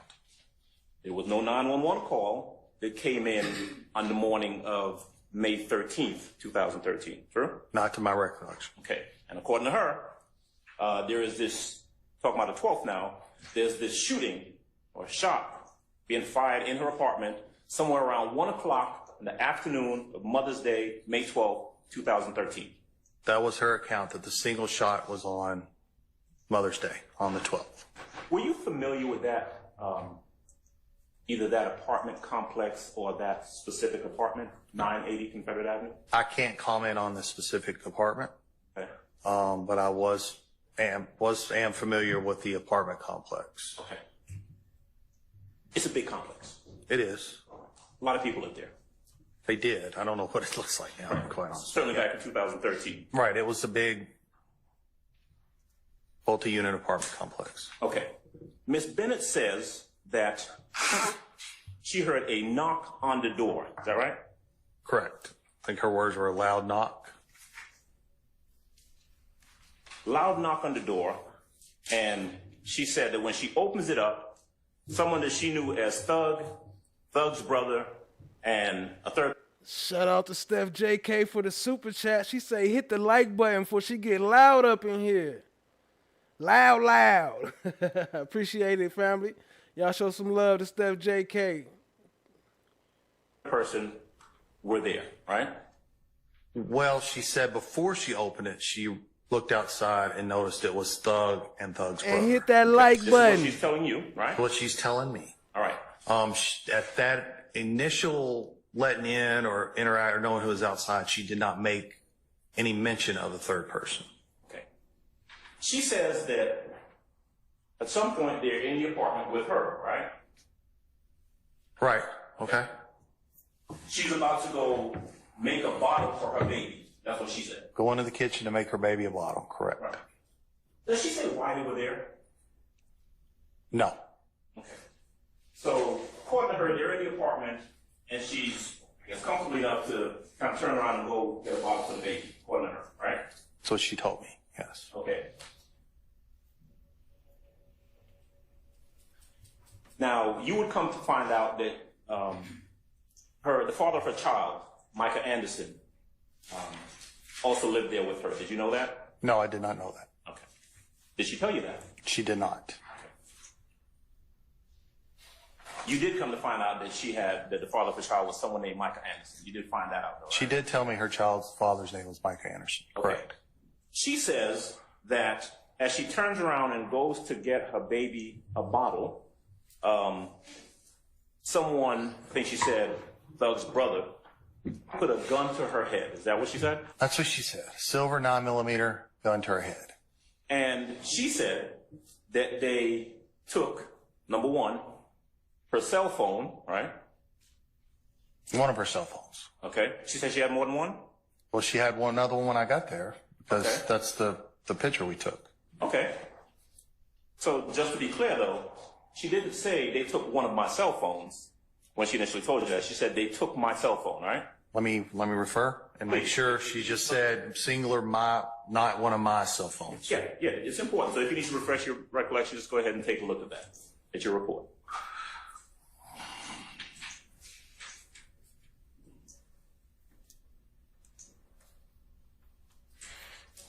Okay. My report said she took a picture from her cell phone and that they took one of her cell phones. Okay.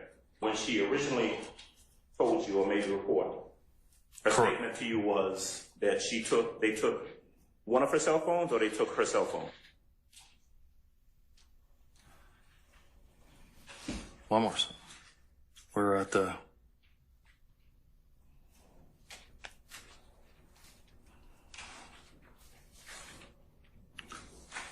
I just put victim's cell phone. Okay. So it wasn't specifically one of hers or the only. Okay. They took her cell phone.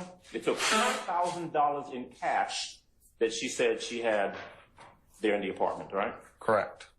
And then they took a separate $100 that she also had there in the apartment. Right? Yes. You say where that $4,000 came from? No. Okay. When you got to the location, I want to jump back a little bit. Did she have a car that was there? I don't recall. Do you remember her either referencing or saying that she drove a Porsche? There you go with the I don't recall. You remember that? Nothing about a Porsche. Okay. All right. So they also took, according to her Kel-Tec pistol, right? Correct. A Versace necklace, right? Correct.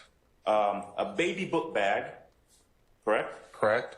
Some red headphones, correct? Red Dre headphones, yes. Beats by Dre headphones? I don't know, I just put Dre. Dre headphones. Okay. Good enough. And some rental car keys, is that right? That's correct. All right. Now,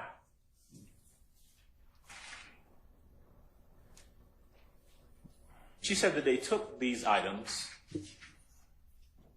and they left, right? Left in 2 vehicles, correct. 2 vehicles. She said that she was scared.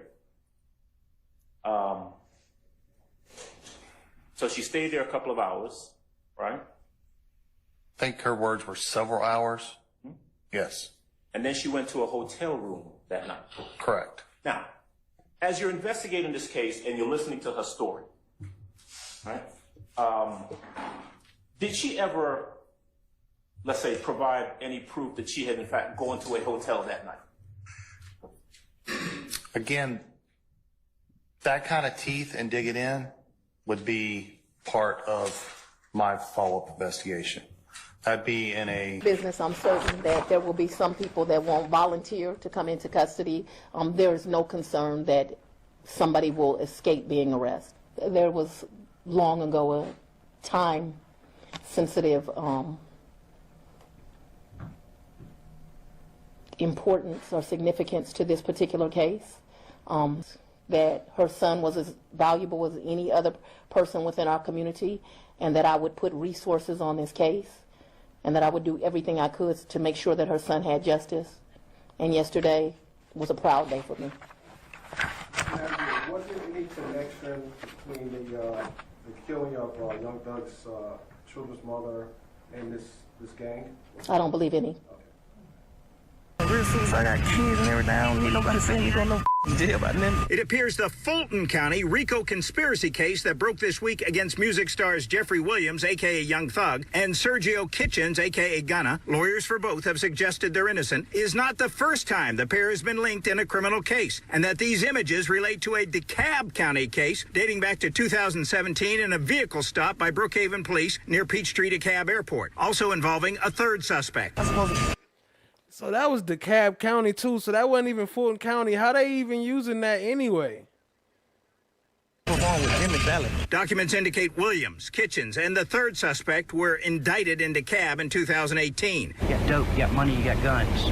Trifecta, okay? That Williams, a.k.a. Young Thug's charges included possession of methamphetamine with intent to distribute, possession of hydrocodone with intent to distribute, possession of marijuana with intent to distribute, possession of amphetamine, possession of alprazolam, 2 counts of possession of codeine, and 1 count of possession of firearm during commission of a felony. We found this photo in court records. There's a not guilty plea. Records indicate Kitchens was accused of a window tint violation to which he pled guilty and received a fine and probation suspended upon full payment of fine and surcharges, and a possession of marijuana less than an ounce charge, which was nalprost. The DeKalb DA's office has indicated that Kitchens in this case is indeed Gunna. A transcript suggests 3 officers then with Brookhaven Police testified in a hearing that one of them indicated he told another officer that when I made contact with the car that I smelled raw green marijuana coming from inside the car, and that I was going to remove all 3 passengers and conduct a probable cause search of the car. And that the third suspect, not Young Thug or Gunna, was claiming everything I pulled out of the car. A document indicates that a DeKalb judge ruled, quote, the prosecution failed to present credible evidence that this vehicle was violating the law when stopped, unquote, and that evidence including statements, firearms, and supposed drugs must be suppressed. But a Georgia Court of Appeals opinion indicates the state appealed and the appeals court reversed.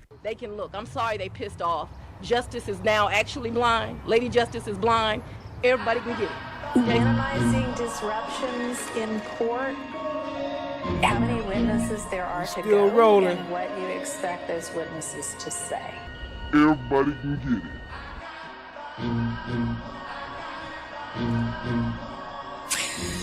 Not really, but several parties have asked for mistrials. It was a goal of my predecessor and any person or prosecutor in this office to make sure that Justice is now actually blind. Lady Justice is blind. Everybody can get it.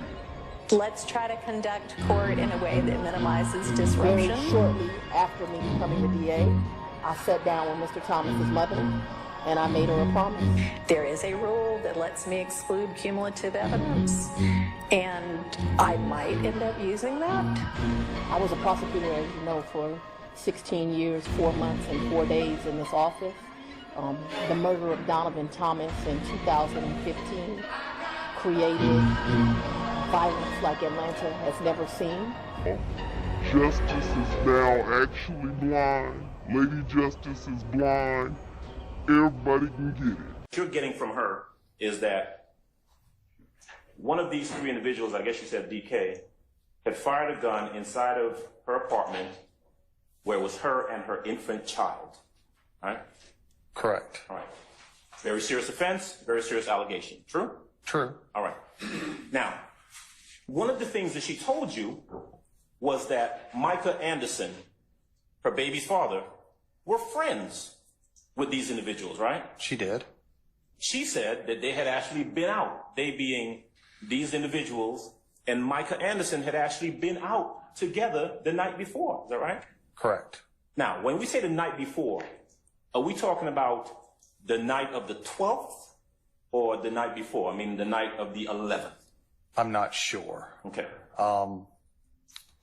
I think we're talking about the night before being Saturday night going into, because the incident occurred first on the 12th, so we're probably talking about the 11th, the night before. All right. Did you ever talk to, because now we're on the 13th, did you ever talk to Micah Anderson? I did not. Okay. Did it strike you as odd, as an investigator, right, with a number of years of experience, that she would tell you that three individuals who were close or good friends with her baby's father, Mike Anderson, had come and robbed her and shot up the place near her baby, near Mike Anderson's baby, on the 12th? Did that strike you as seem kind of strange? Strange? Not strange. Okay. It seemed like stuff that needed to be followed up on with follow-up interviews. Okay. Speaking with her, speaking with Anderson, really getting into it. But I don't know if I'd say odd or strange. Well, you certainly know that on the 13th, when she came to the police department to report something that had happened on the 12th, she didn't come with Micah Anderson, right? No, and like I said, and it wasn't divulged what her relationship with is Michael Anderson. I didn't know if Michael Anderson stayed there, if they were in communication, if he had any any involvement with the child at that particular point time. I had none of that information. Okay. One of the things that she told you as you talked to her was that these individuals supposedly had her phone, right? Correct. And that did she say that they were calling her from her phone or that they were answering her phone? I think they were answering from her phone. Okay. Now, was there ever a point where you were able to corroborate that with any sort of phone records, phone logs, anything like that, to corroborate that these calls that she talked about were taking place? No, I did not. Right. And in fact, one of the things that she said was that they called her to apologize for robbing her? Correct. Okay. And yeah. I'm sorry, I didn't want to cut you off. They called her to apologize, but I didn't know whether they were using her stolen phone to do that or another phone. Did you, while you were there at the apartment, we're talking on the 13th now, did you ever attempt to call that phone that she said they were answering? I did not. Did she ever attempt or offer, say, hey, they've been answering my phone here, I can call it right now and you'll see they'll pick up? Did she ever offer to do that? I don't remember. I'm the gatekeeper. Did she ever give you the phone number to that phone? She did. Okay. Did you ever do anything with it? Did you ever do any investigation surrounding that phone or? I did not.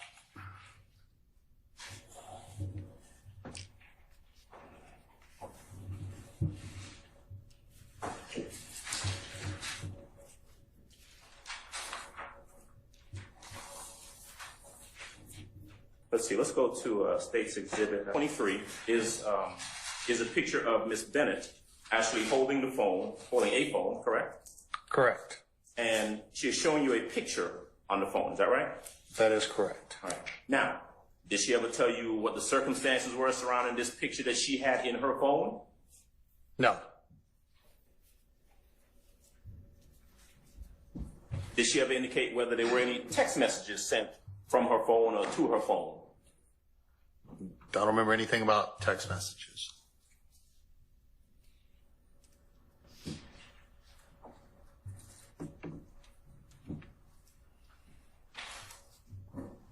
Okay.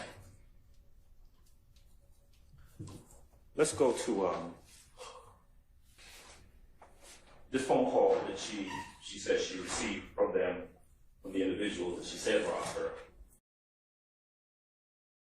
See that boy popping pills? Apologizing for the robbery. Did she ever say whether they brought the stuff that she said they told her that? No, only that they offered to bring her stuff back. And so you try to contact her to follow up on what you yourself described as a very serious incident, alleged incident, right? Correct. You don't get a call back from her. I did not. You get no response whatsoever from this person who claimed that she had just been robbed and a house shot up just a couple days before. Correct.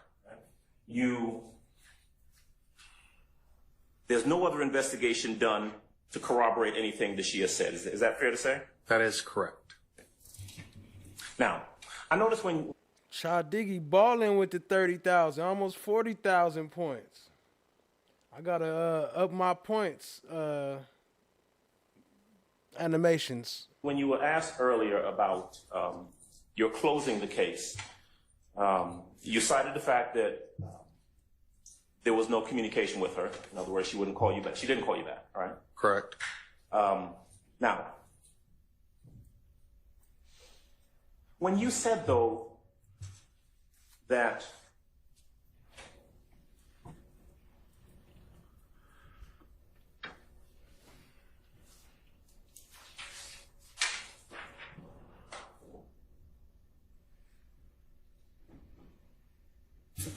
you didn't think that she had been completely truthful with you, that wasn't in regards to whether she called you back or not, right? Unfortunately, I didn't elaborate on any of that, and I don't remember why. That was the response I wrote to close the case out. But that was certainly your evaluation, your conclusion at that time back in 2000. Shout out to Blue Eyed Hillbilly. So for those who wondering about the chat prompts, you get points just by being active in the chat. They add up every so many minutes. Also, to use your points, you can redeem them by summoning puppets like I Love Bobble, which she's already up on the screen. I love Zilla. I mean, not I, but the exclamation point, Love Zilla, exclamation point, Here Boy, and different stuff like that to redeem the points. So appreciate y'all being here. Hit the like, hit the subscribe, tap in, share with a friend. 2013. It was. That you knew she wasn't calling you back, and your opinion was that she had not been completely truthful with you.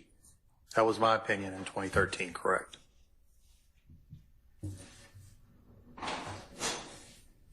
All right, so I want to just kind of run back through, very briefly, a couple things, and you tell me if I'm correct about these things. Number one,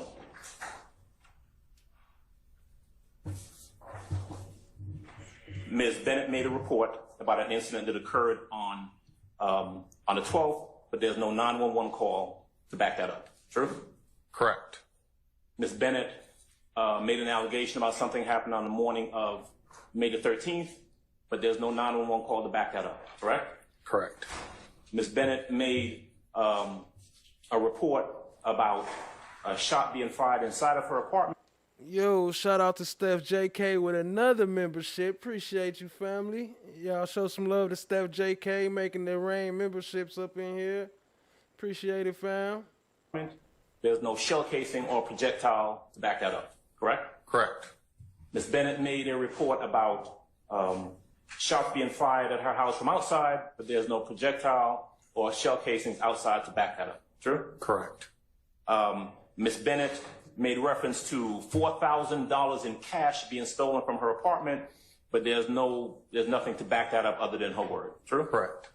Ms. Bennett made reference to keys to a rental car being taken, but you didn't receive a rental car receipt or anything like that to back up this. She even had a rental car. True? I don't know if she had a rental car or not. My investigation did not.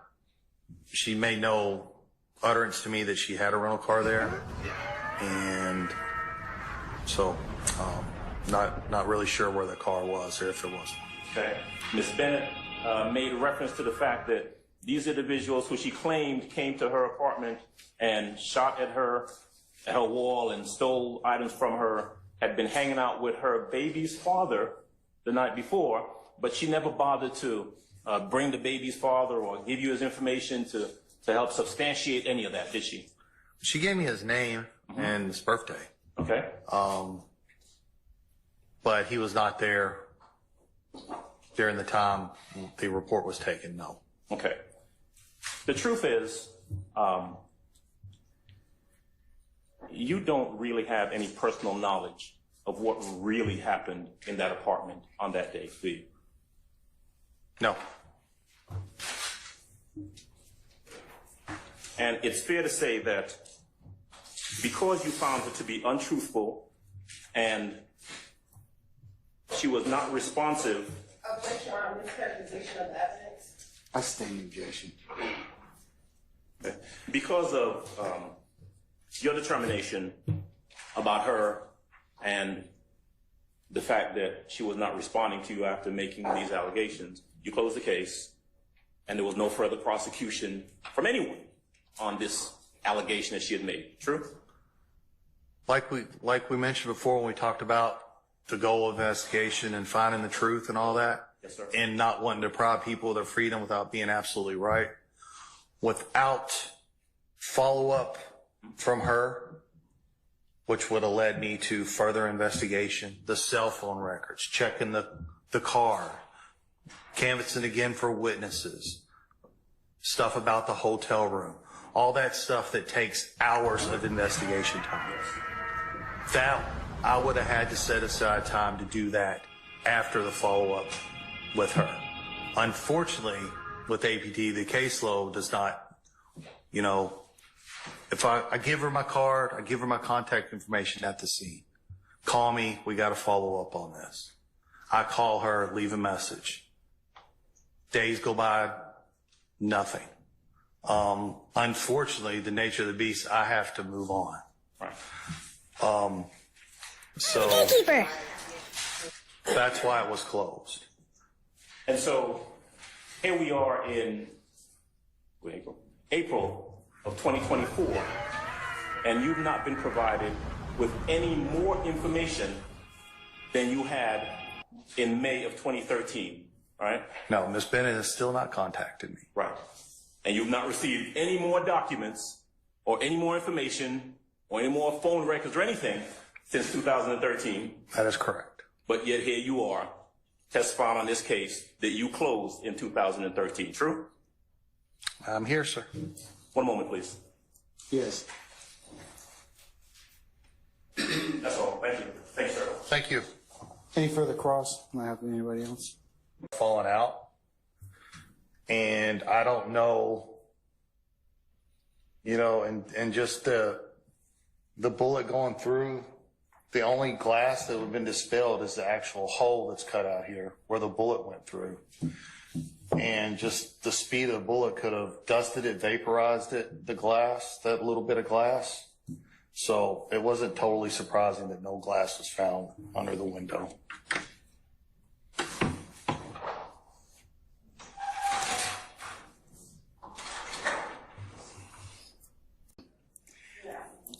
If you would please approach the witness stand. Once you get there, if you would please turn and be sworn as a witness. Yes. Latners, SHARON, LATNERS. Call type equals 50, that's our signal for Atlanta Police 50. Plain talk is person shot. Now, Ms. Lyons, I'm going to ask you a couple questions. What up, about Toothless Tiger? Further along, if you see at BZE 2206 Georgia plate. and what is RQ indicating? That's a license plate number, the same. Did that pertain to the same vehicle that they did that you just described? Yes. Now, Yo, shout out to Steph JK for the 5. Is that one from you or from FFS? Either way, appreciate y'all, family. Y'all show some love to Steph JK for another 5. If y'all got one of them memberships, please remember to say thank you. Appreciate you, family.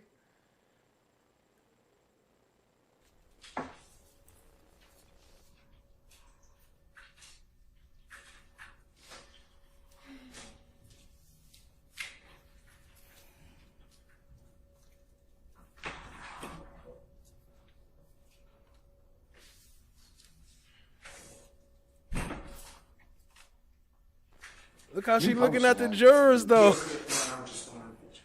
It should be ready. Why she was looking at him like that? I went up for the 6180. What's the address of your emergency? Please, it's the emergency. What's the address? Hey, Neil, what's the address? All right, so this call right here, this is D'Angelo White. Remember DK when he hit old boy with the AK? This is where the 911 call. Remember D'Angelo White? He coming up next, but he did not want to be there. He was like, "Take me back to jail." We got that coming up. Appreciate y'all being here, family. Let's go. Yeah, what's the address? 1987 Fremont. 19. Shout out to Cat. She said, "I'm gonna start saying Steph FS." All right, Steph FS. Appreciate y'all, family. 87 Fremont. 1987 Fremont. Somebody shot. Okay, hold on for the ambulance, sir. Don't hang up, okay? Yeah, hurry up. I'm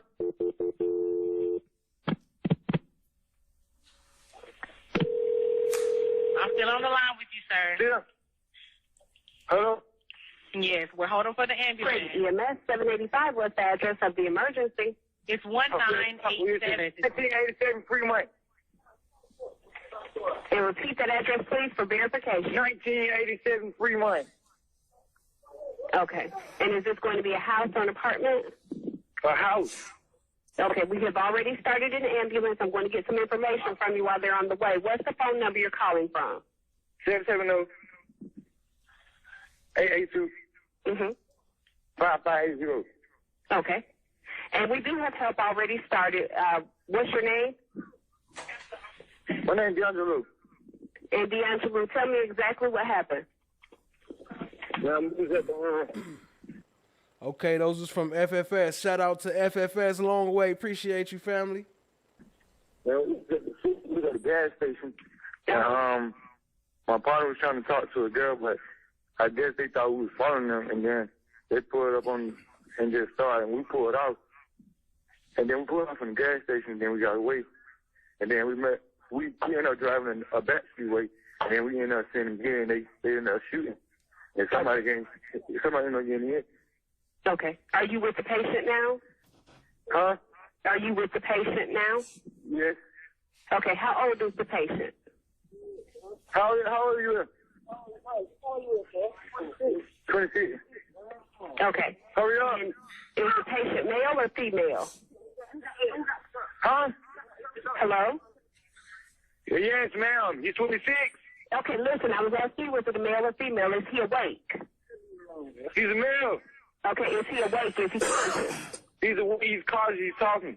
Okay, is he breathing? Okay, Atlanta, go ahead and start firing PD, please, 785. They're in route on 6180. Thank you. Is the assailant still nearby, D'Angelo? Who? Is the person who shot, are they still nearby? No, ma'am. Okay. And is there any serious bleeding? Huh? Is there any serious bleeding? Is blood spurting or pouring out of him anywhere? Yes, he's bleeding. He's bleeding. He's bleeding. D'Angelo, calm down. I'm trying to ask you these questions. Calm down. You see the man inside? Is he Hey, Steph, if you're not too busy, would you mind dropping Cat Knot Williams in the chat for me? Dropping her link. Y'all go check out Cat Knot Williams if you ain't already there, but I'm pretty sure we all know about her. But for those who don't, y'all go check her out. She got some great content, family. Appreciate it. Completely alert. Man, he's already talking. Where you Okay, get it? listen, what part of his body was injured? What you got shot What part of his body was injured? He got shot in the face. Okay, listen, do you guys have the bleeding under control? No, man, come on. Listen, they're already en route. This isn't delaying them, okay? Is there more than one wound? No, I'm finna hang up. I already hear the police coming. Okay, listen, I can help you to help them until they get there. Sit in, sit down, cuz. Sit down, Okay, cuz. Sit down. listen, I'm sending the paramedics to help you now. Stay on the line. I'll tell you exactly what to do next. Stop, cuz. Do you Sit guys down, have a clean, dry cloth or a towel? Or can you take your shirt off? That you can apply pressure to the wound until they get there. Yes. Hello?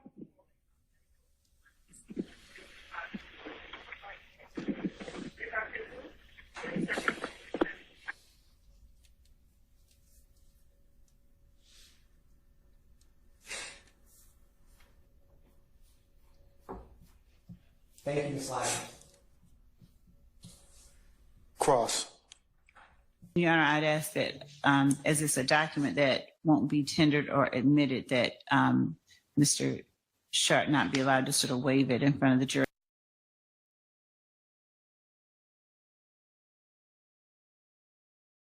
Document that won't be tendered or admitted, that. All right, Mr. Atkins, call your next witness, please. Yes, Your Honor. The state calls Mr. D'Angelo White. All right, Mr. White, can you please take the oath from Sergeant Ingram, please? You swear firm testimony to give the truth, the whole truth, nothing but the truth? Yes. Yes. All right, Mr. White, do me a favor. Pull your chair up as close as you can to the microphone and speak directly into it so we can all hear you, okay? Yes. Thank you, sir. State spell your name. I'll do the mic. Of course. D-E-A-N-G-E. Thank you, Steph JK. Appreciate that. Y'all tap in to Cat Knot Williams. She got some good content, family. Queen Slime, they call her. E-L-O-W-H-I-T-E.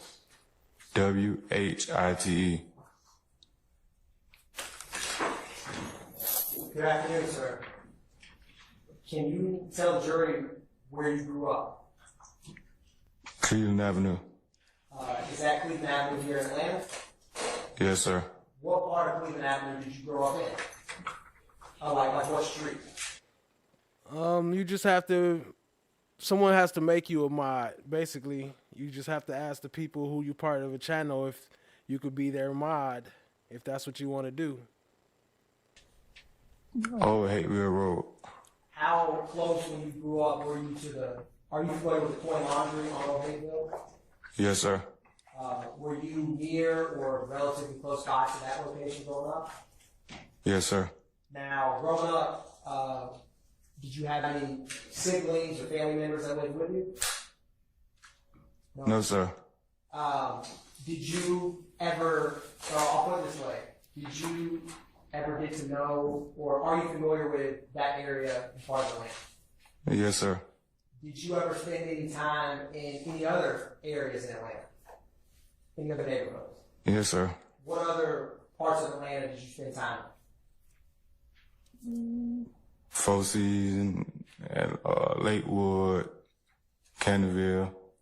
I'll start with Four Seasons. Where's Four Seasons in relation to the Cleveland Avenue area in Atlanta? What you mean? Is it close by? Is it far away?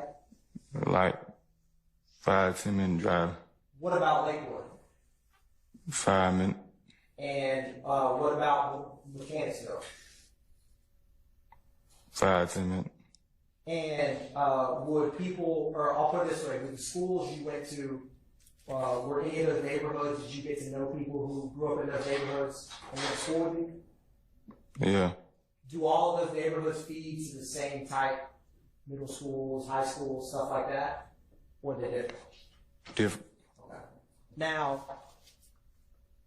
growing up, were you closer, or did you spend more time with people that grew up in Cleveland or people that grew up in either Four Seasons, Lakewood, or Mechanicsville?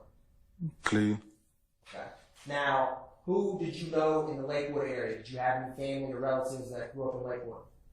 I had an auntie. Did you ever become familiar with people who grew up in Lakewood in terms of like friends growing up? No, not really.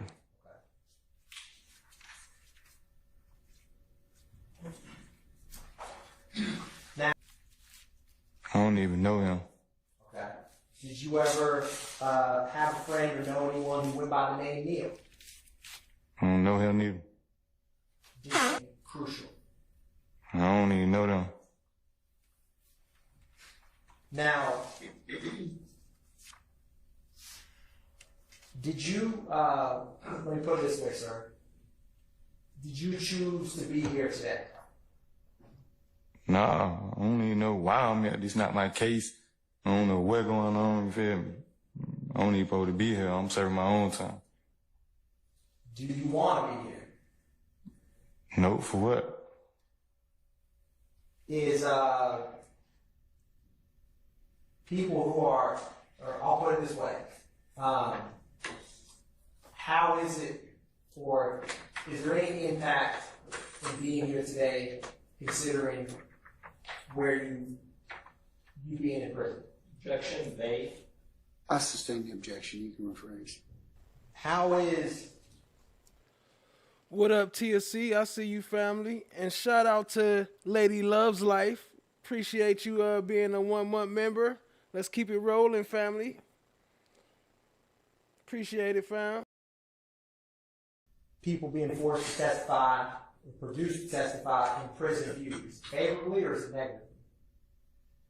Only, for one, when you came and told me, when you see me down the road, I told you I would testify on what? This is not my case. This don't have nothing to do with me, period. Did Zach meet an investigator when he met you? Yeah, you came see me, what, 2 black ladies, one first time, one the second time. And before you saw me, you were the investigator I was with. We didn't know each other from a can of paint. Is that fair to say? Right. All right, States 54 Bravo Bravo is admitted and may now be published as you see fit. Thank you, Your Honor.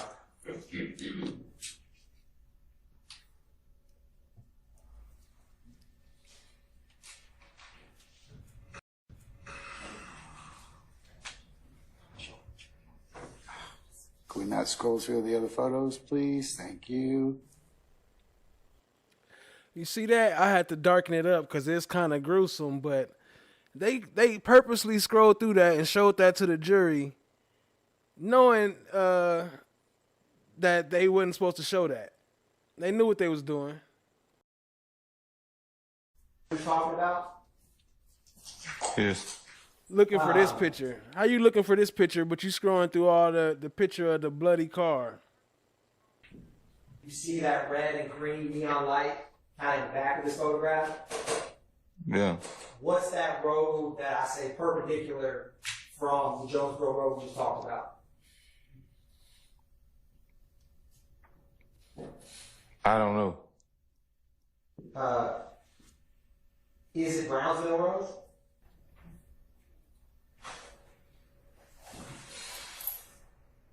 Ms. White, why do you not want to testify, talk about anything today? Testify? This ain't got nothing to do with me. Hold on, Mr. White, 1 second. I'm going to overrule your objection, Mr. Matthews. Asked and answered was his objection, and I've overruled it. So you can answer the question, sir. Counsel's question, okay? Ms. White, why do you not want to talk here? Because this don't have nothing to do with me. This is not my case. I'm already doing a 10-year bid that I'm doing 2 armed robberies and a hijack. This don't have nothing to do with me. I understand that, Mr. White. Specifically, just with that photograph, do you recognize the roadway in 64 Bravo Bravo? No, this don't have nothing to do with me. This is not my case. I'm already doing a 10-year bid that I'm doing 2 armed robberies and a hijack. This don't have nothing to do with me. I understand that, Mr. White. Specifically, just with that photograph, do you recognize the roadway in 64 Bravo Drive? No. With all due respect, man, I'm ready to go back to prison. You feel me? Mr. White, I understand that. I'm asking you, do you recognize 65 Bravo? What do they got to do with me? D'Angelo White, what they got to do with me? Mr. White, can you just take a look at 65 Bravo? Just tell me if you recognize it. Hey, man, this ain't got nothing to do with me. I'm ready to go back to prison. I understand that, Mr. White. I'm just asking you if you could just take a look at that photograph and just let me know if you recognize it. You disturb me. I don't even supposed to be here. I'm just trying to finish my 36 months off of 10 years and go home. Feel me? I don't supposed to be here. I understand that, sir. I'm just asking you, do you recognize the roadways in 65 Bravo? Regardless if you want to be here, do you recognize it? So you gonna force me to be here? Y'all gonna force me to be here? Now that you're here, Mr. White, I'm just asking you, do you recognize 65 Bravo? I don't supposed to be here, man. I'm ready to go back to prison. Keep telling me all that. Your Honor, may I approach briefly?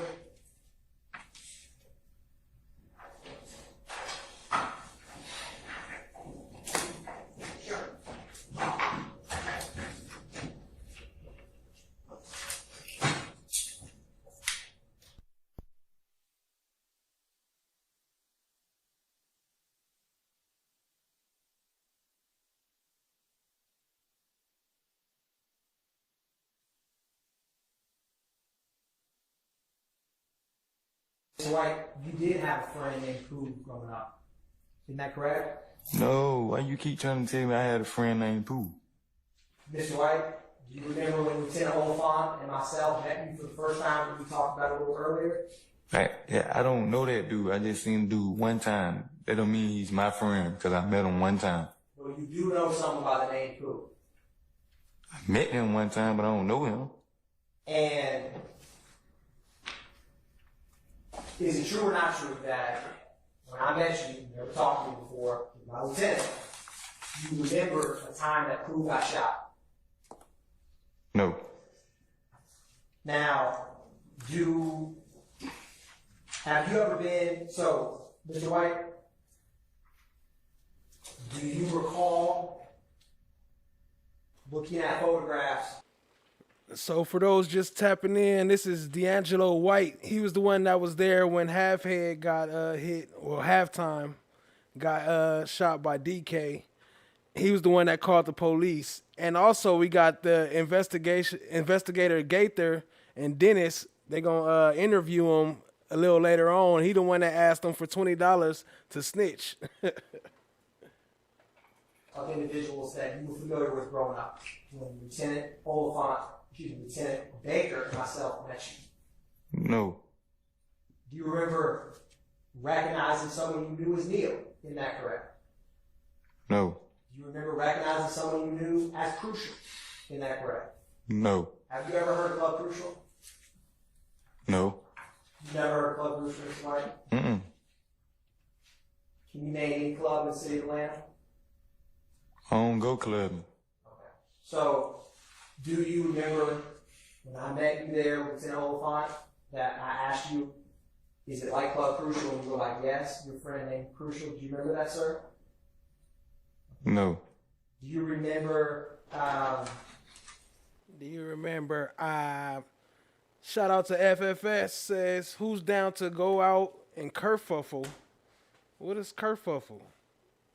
I don't even know. Am I allowed to say that on here? Y'all trying to get me banned? What is kerfuffle? Shout out to FFS for the super chat, fam. a blue Ford Escape photograph that we showed you with my investigator? Only way I remember because you showed it to me, yeah. But when I showed it to you, do you remember talking about that vehicle? No. Do you remember telling Lieutenant Baker and I that that was your friend Neil's rental car on April 12, 2015? You gonna keep trying to make me remember something like this is not my case. I'm keep telling you that, man. This is not my case. I don't supposed to be here, man. Mr. White, is your first name is D'Angelo, is that correct? You got me here? Your Honor, the state's going to play State's Exhibit 2, Bravo, Bravo. It's already been admitted. All right.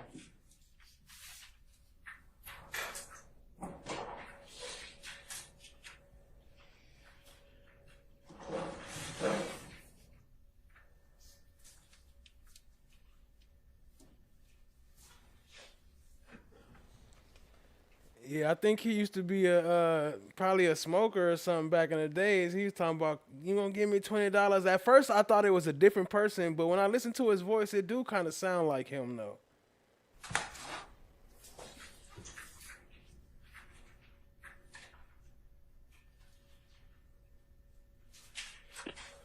And that's an I-1 for the 6180. What's the address of your emergency? Please, emergency. What's the address?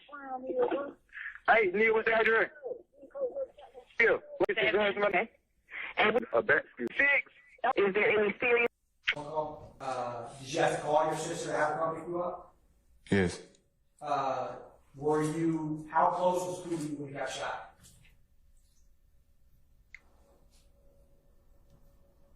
Probably about 10 feet away from me. You were inside a car when Pooh got shot, right? I guess. And Pooh was sitting in the passenger seat, right? Hey, man, I don't like you holding me against my will. Like, I don't even supposed to be here. Like, what do this got to do with me? Mr. White, I'm just asking you questions. Oh, but this ain't got nothing to do with me. How long did it take your sister to come pick you up after Pooh got shot? Excuse me, sir. I'm ready to go back to prison, man. You feel me? This ain't got nothing to do with me, man. You feel me?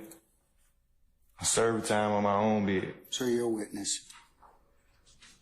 I'm not no witness. Y'all brought me here. We're forced to be here. I'm showing the defense counsel what's marked as 4 Bravo Bravo.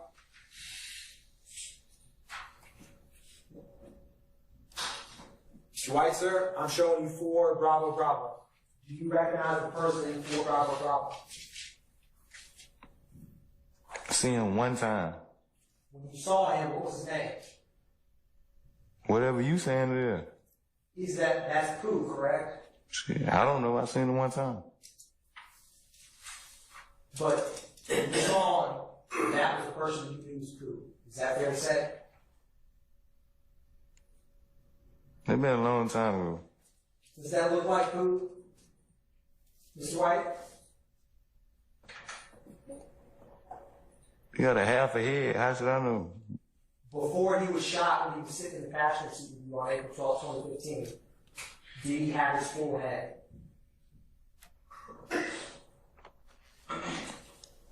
When you saw Pooh before you called your sister, did Pooh have all of his head like you and me have sitting here or standing here today? I don't know. That one time you saw Pooh, he didn't have half his head missing, did he? I don't know. So you don't recognize the person in that photo? I don't even know him. You keep like, why is I'm here? I keep telling you that. Now, I'm showing the witness what's been marked as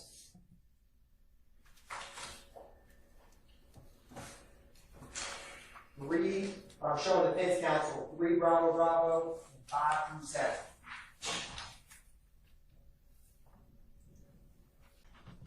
Now, is that a fair and accurate depiction of how you looked before going to prison? Yes. Now, Your Honor, this time the state moves to tender in the evidence states exhibit 7 Bravo Bravo. Any objection states 7 Bravo Bravo.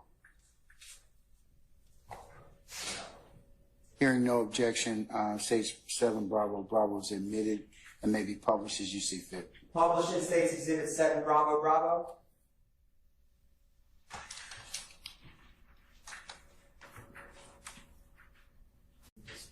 To 2024 is 9 years.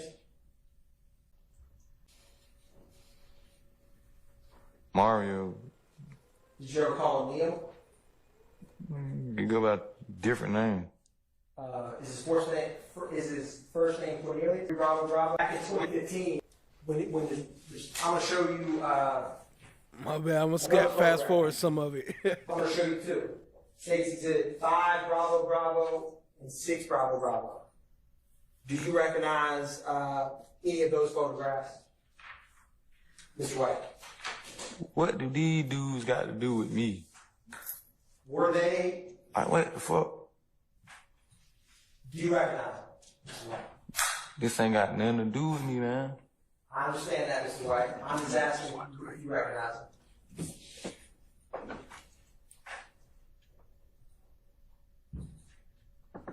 And then, this ain't got nothing to do with me. I'm gonna keep telling you that.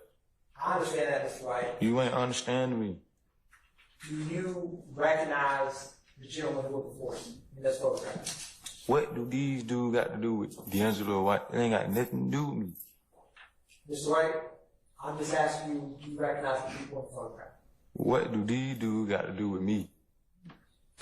Mr. White, I'm just asking you, do you recognize them? It's just a simple question, Mr. White. What do they got to do with me? Do you recognize them, sir? Objection, ask and answer. I sustain the objection. All right, well, let's go start a kerfuffle then. Your Honor, can I ask the court's permission to instruct the witness to answer the question? You may. Answer the question, sir, if you're able. What do they got to do with me? Yes, answer the question if you are able. I'm ready to go back to prison. Mr. White, just a yes or no. Do you recognize the people in the photograph before you? I'm ready to go back to prison. Yeah, she slid him that 20. You gonna hear it on there, but she tried to act like she didn't give it to him. No, it's coming up. Let me fast forward some of this because they taking too long with all this. What am I doing here? Mr. White. Mr. White. I ain't got to answer nothing. I just asked you a question, Mr. White. I'm ready to go back to prison. I gotta ask you some more questions before that, Mr. White, all right?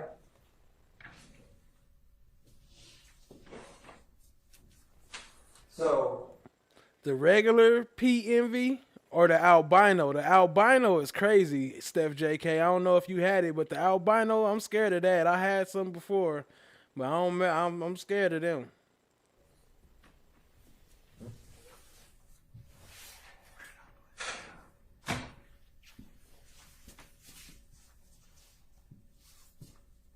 Mr. White, so on April 12, 2015, Neil picked you up in a blue Ford Escape. Isn't that correct? I don't know. Who was in the driver's seat, right?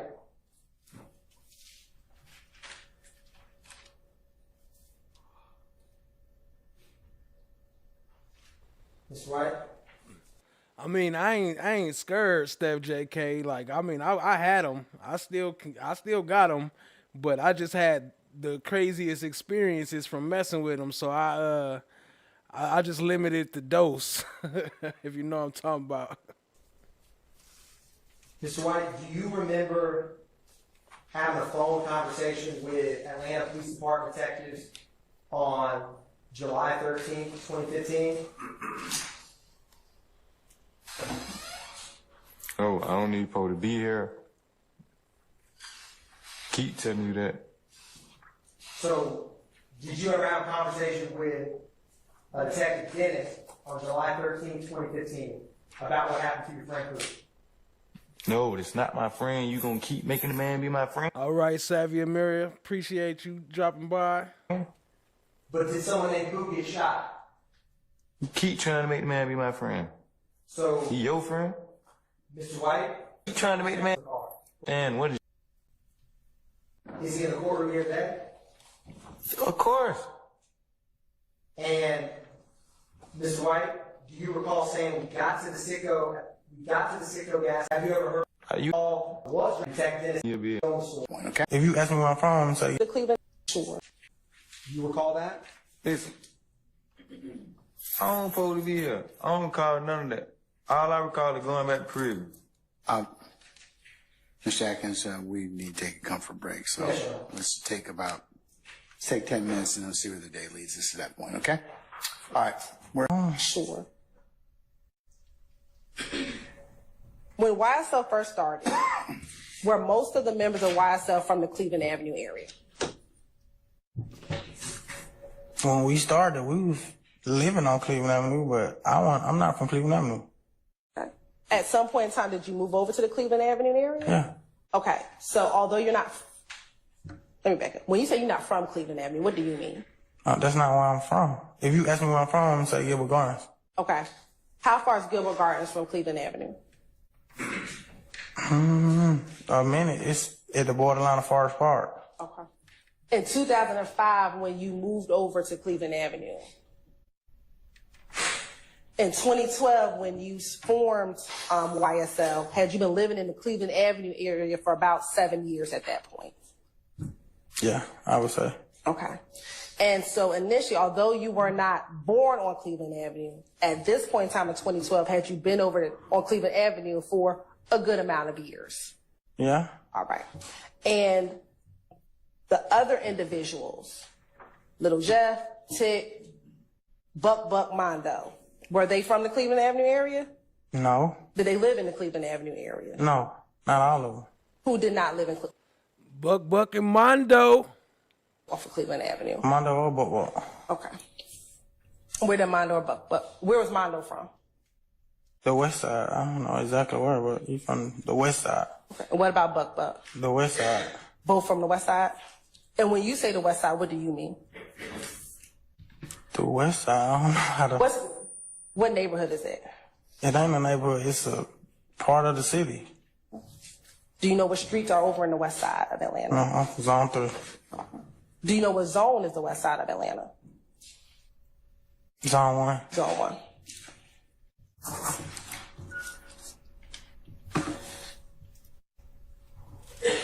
Outside of Buck and Mondo, were there other members as YSL grew that were not from the Cleveland Avenue area? I don't recall. I don't really be remembering where people from or where they lived at, and I don't even think about stuff like that. And ain't nobody for me to think about picking up and wearing. Y'all ain't putting this type of shit. Y'all scared to wear this type of shit. So it always been like, you feel what I'm saying? For me, I wasn't never really tripping about what I'm saying I'm wearing. Like, it was more sort of shit. Like, y'all keep saying this old funny style ass shit. Like, our town know what's happening with us, though. Outside of us don't, like I said, outside of the town don't really know us. So it's like, yeah, and you guys, to clarify, you guys come from it's Cleveland, right? And just so the fans, I'm from Jonesboro side of the Cleveland Avenue area. I'm from the west side of Atlanta. I end up just migrating to Cleveland, like start hanging on Cleveland. I'm from the west side of Atlanta. Okay, so you're from the west side of Atlanta. That's up. So, and you guys being, I mean, at one point, definitely, you know, in the streets doing your thing, right? When people are starting to say those things, I can see where that could get on your nerves, and you're like, okay, man, don't try me the wrong way. Yeah, for sure. And they called us to almost crash out a lot of times, but thank God that we just had enough sense to not let that shit bother us and move on with our music.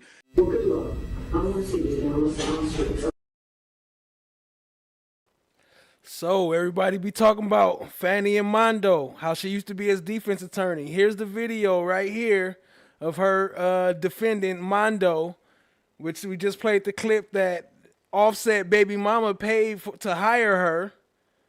And here we go.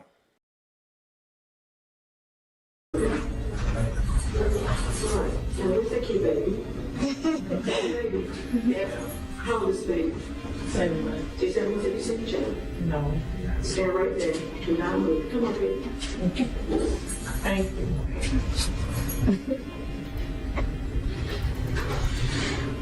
Okay, give one hug. Now, and while you're hugging that really, really cute child, remember that's a reason why you're back in front of me. Because if you care about it, don't do stuff that you shouldn't for folks like me. All right? Yes, she is. Okay, okay, time's up. All right. Mr. Short, I'm in possession of your motion limit, which you did remind me of yesterday, or initially say yesterday. But how long have you had this particular tape or knowledge of these particular instances? That's my first question to you.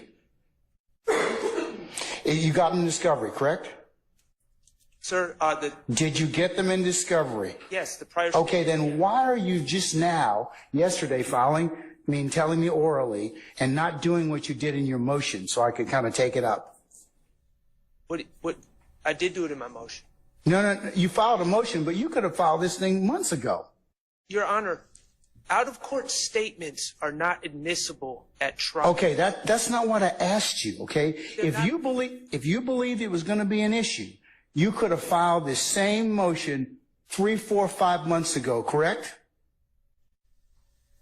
It's not. Yes or no? If you want me to say yes, yes, Your Honor. Okay, that's my point. That's my point about being a forewarned judge is a happy judge, okay? Because we are now taking time out, and I'm putting the jury in the back on something that you told me yesterday about, but you could have memorialized this in a motion more than 3 months ago, probably last year.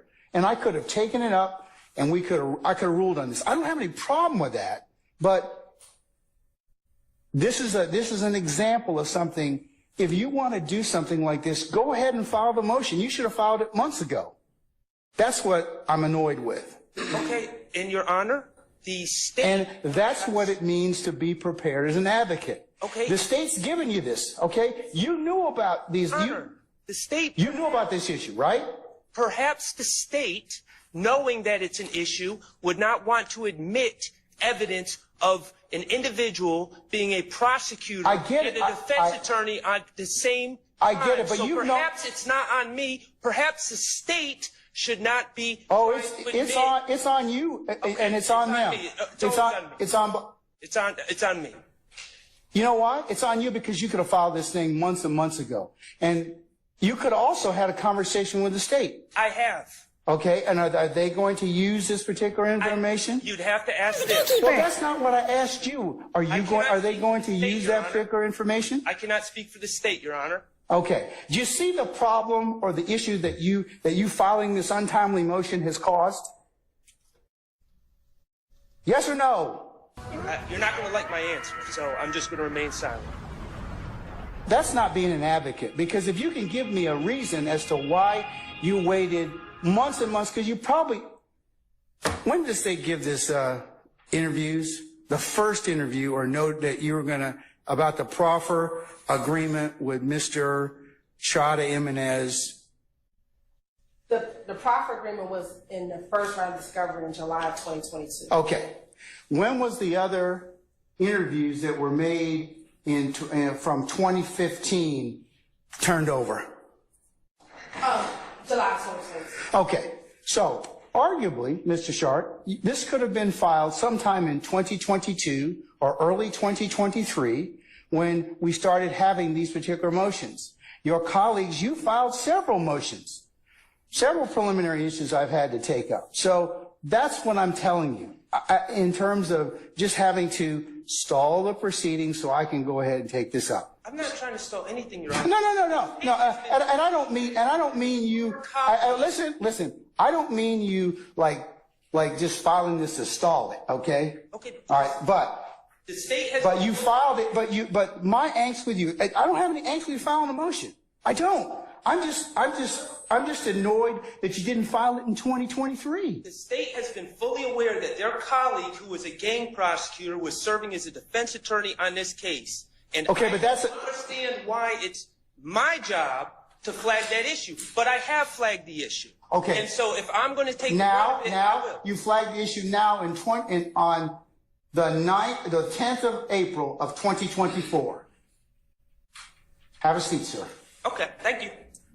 State, are you going to be using this recording involving, I'm going to mark Mr. Sharp's motion in limine as the next court exhibit, but are you going to really use this motion, use the proffer agreement or proffer that that was held on or about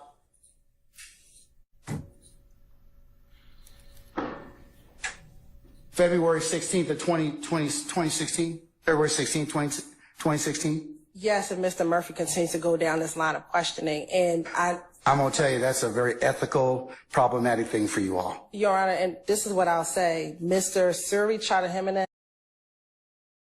What happened to all that bass in his voice, all that yelling he was doing? Now he all talking to them all cool, even though they the ones that messed up. Has waived his conflict and decided to take a defense attorney in this case when he knew he was a prosecutor in 2016. No, but it's you. Oh yeah, and what up, Nuts? I see you, family. All's use of that. I think that his waiving is another separate issue, okay, which we didn't have to get into because of that particular issue.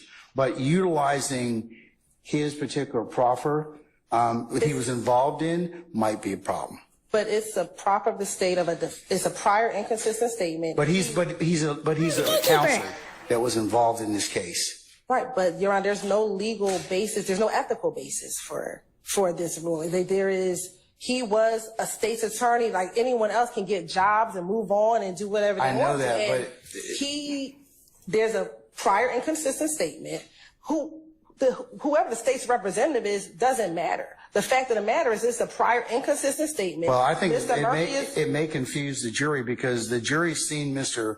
Jimenez as a defense counsel for another prior accused who is now no longer in this case. So yes, there is the possibility and the probability that they are going to be confused about that. So can we not just instruct the jury that he was previously with the state of Georgia and left and got a new job? Like what?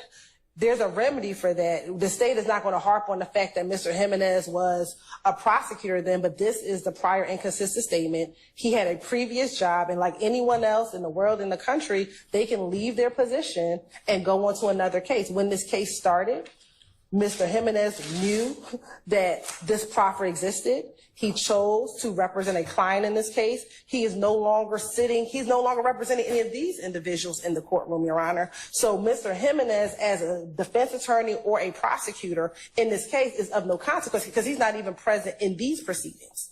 His work with this case is completed, Your Honor. The sole reason why we're bringing this in has nothing to do with Mr. Jimenez. It has solely to do with the prior inconsistent statement, and the state should be able to confront this witness with any prior inconsistent statement that he plans on clearly giving during the course of his testimony in court. You'd agree that Mr. Chada Jimenez's, if the tape or anything would be utilized, it would have to be redacted.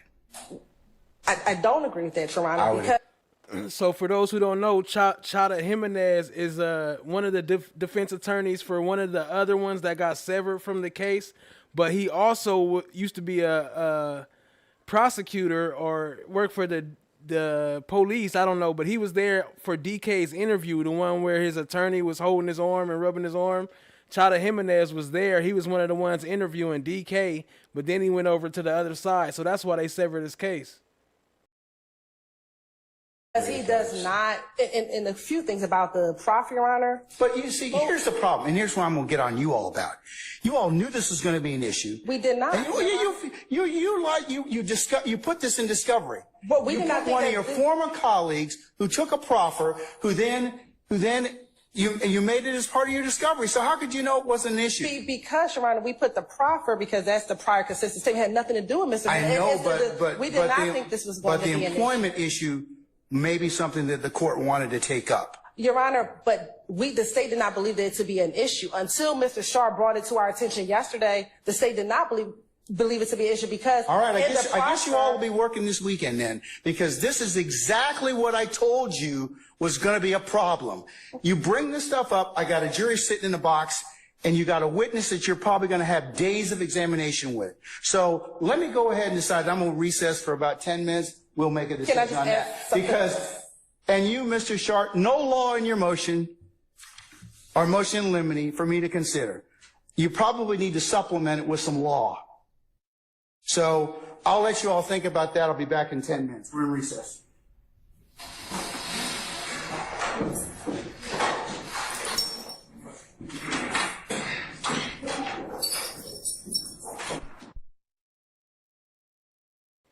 Jack's jingle bells jingling.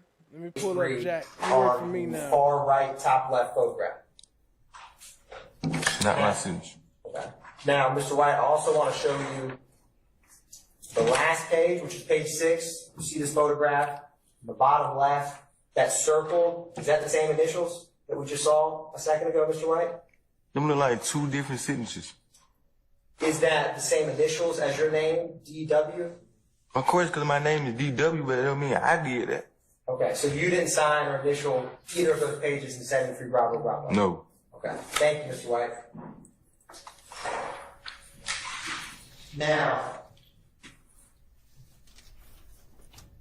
do you know many people or anyone else that has a D and a K tattoo between their eyebrows other than Walter Murphy? But I don't even know Walter Murphy. Why you keep trying to make me know somebody? Mr. White, would you agree that someone who had, is that tattoo unique? 2 letters between their eyebrows? Is that unique? I mean, there's a million people in the world. Have you ever seen anyone that has D and a K between their eyebrows, Mr. White? No. When Lieutenant Oliphant and I met you in Fulton County Jail, you said that Walter Murphy you knew, correct? Okay, same day you keep saying you met me at Fulton County, right? Right. I told you I didn't know Walter Murphy. You saying I know Walter Murphy, but the same day you met me is the same dude. An hour before you met me, the bald head dude back there, told him I don't know Walter Murphy. And Mr. White, you said that Walter Murphy and Jeffrey Williams are like this. You cross your fingers, right? You said that. And Mr. White, when you go like this, like you did with being Lieutenant Oliphant in Fulton County Jail, this means someone's tight, right? Someone's close. You cross your fingers. I guess, if that's what you want to put it. Have you ever seen someone ever put your fingers crossed like this saying that 2 people are friends? Have you ever done that, Mr. White? No, because I don't do that. You remember sitting in the library in Fulton County Jail? He said, y'all ever cross y'all fingers together like y'all was friends? We ever seen a nigga do that type of shit? Yeah, we were real close. Like we were like this. Lieutenant Oliphant and I were around the table. Yeah, you was asking me something and I told you I didn't know. And I asked you, Lieutenant Oliphant right there, since you grew up in Cleveland, on Old Hayfield, did you know anyone from that area? And you said you knew Walter. Shout out to Blue Eye Hillbilly. Appreciate you, family. Murphy, right? I don't know Walter Murphy. And Mr. White, you also said that you don't think that Walter Murphy realized you were in the car the day that the shooting happened because you and him are actually cool with one another, right? I don't even know him. Walter Murphy sounds like a white person name. And you also said that you ran into Walter Murphy, you may know him as DK, in the Fulton County Jail after this shooting, and there was no problems between the 2 of y'all, right? How much these folk paying you to try to make it seem like I know these people? Mr. White, you did not say that you saw Walter Murphy in the Fulton County Jail after the April 12, 2015 shooting. Is that your testimony here today? I done been to prison. This is my 2nd time in prison, so I run into a lot of people. So I ain't tell you I know Walter Murphy. So, Mr. White, you remember yesterday I asked you, do you remember a phone conversation you had on July 13, 2015 with Atlanta Police Department Detective Dennis? You remember that, right? No. Now, on that call, you explained to him what happened to Pooh that night, didn't you? I was in prison July. Man, I did 2 years in prison, man. Our probation violation. I got out 10/17/17. Mr. White, when you talked to Detective Dennis on the phone, you told him what happened that night to Pooh, didn't you? No. Did you? Mr. White, you told Detective Dennis that O.G. Bentley and his partner walked in the store, so my partner got out of the car, he was fixing to go in the store. He said, no. Did you? But the girl was talking to him about how they felt we were on their tail, correct? That's what you told Detective Dennis? Incorrect. Mr. White, You also told Detective Dennis, and so when OG Bentley's partner came out of the store, he seen my partner and the girl talking, and so he felt that they were, trying to get at each other. Right? Wrong. Mr. White, Detective Dennis asked you if your partner and the female from the other car were all such and such. 10 minutes and shit. Some 40s on. 40. All right, so why would I be telling you anything or telling your group of people anything? Mr. White? Why? That bullet could have struck you in the car on April 12, 2015.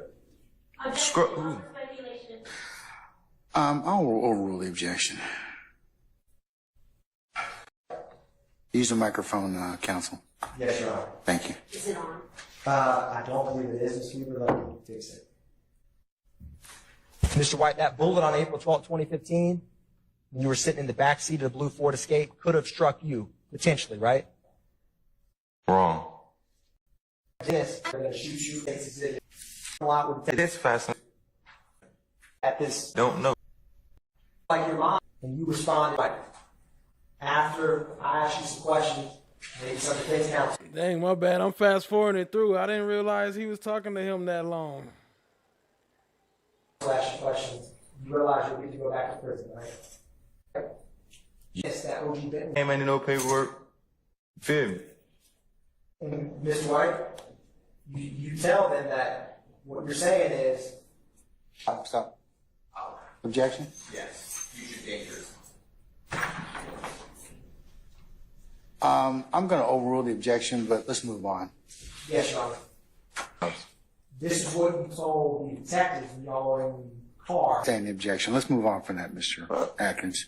Yes, sir. Yes, sir. I ain't talking about it.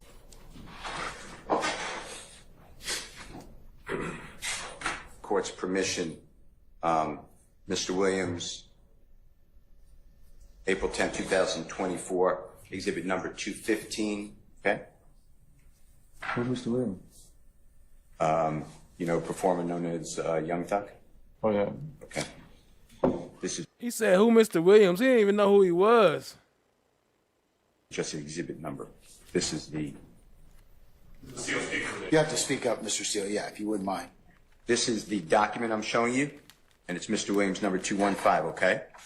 And do you see here, it's in the Superior Court, Clayton County, remember discussing Clayton County? Yes, sir. And remember, this is State of Georgia versus you, right, Mr. White? Yes, sir. True? And do you recognize these charges, theft by receiving stolen property under the First Offender Act? You remember that? Yes, sir. And you received 5 years. Remember? Yes, sir. And then that was on probation, but that probation was revoked. Fair to say?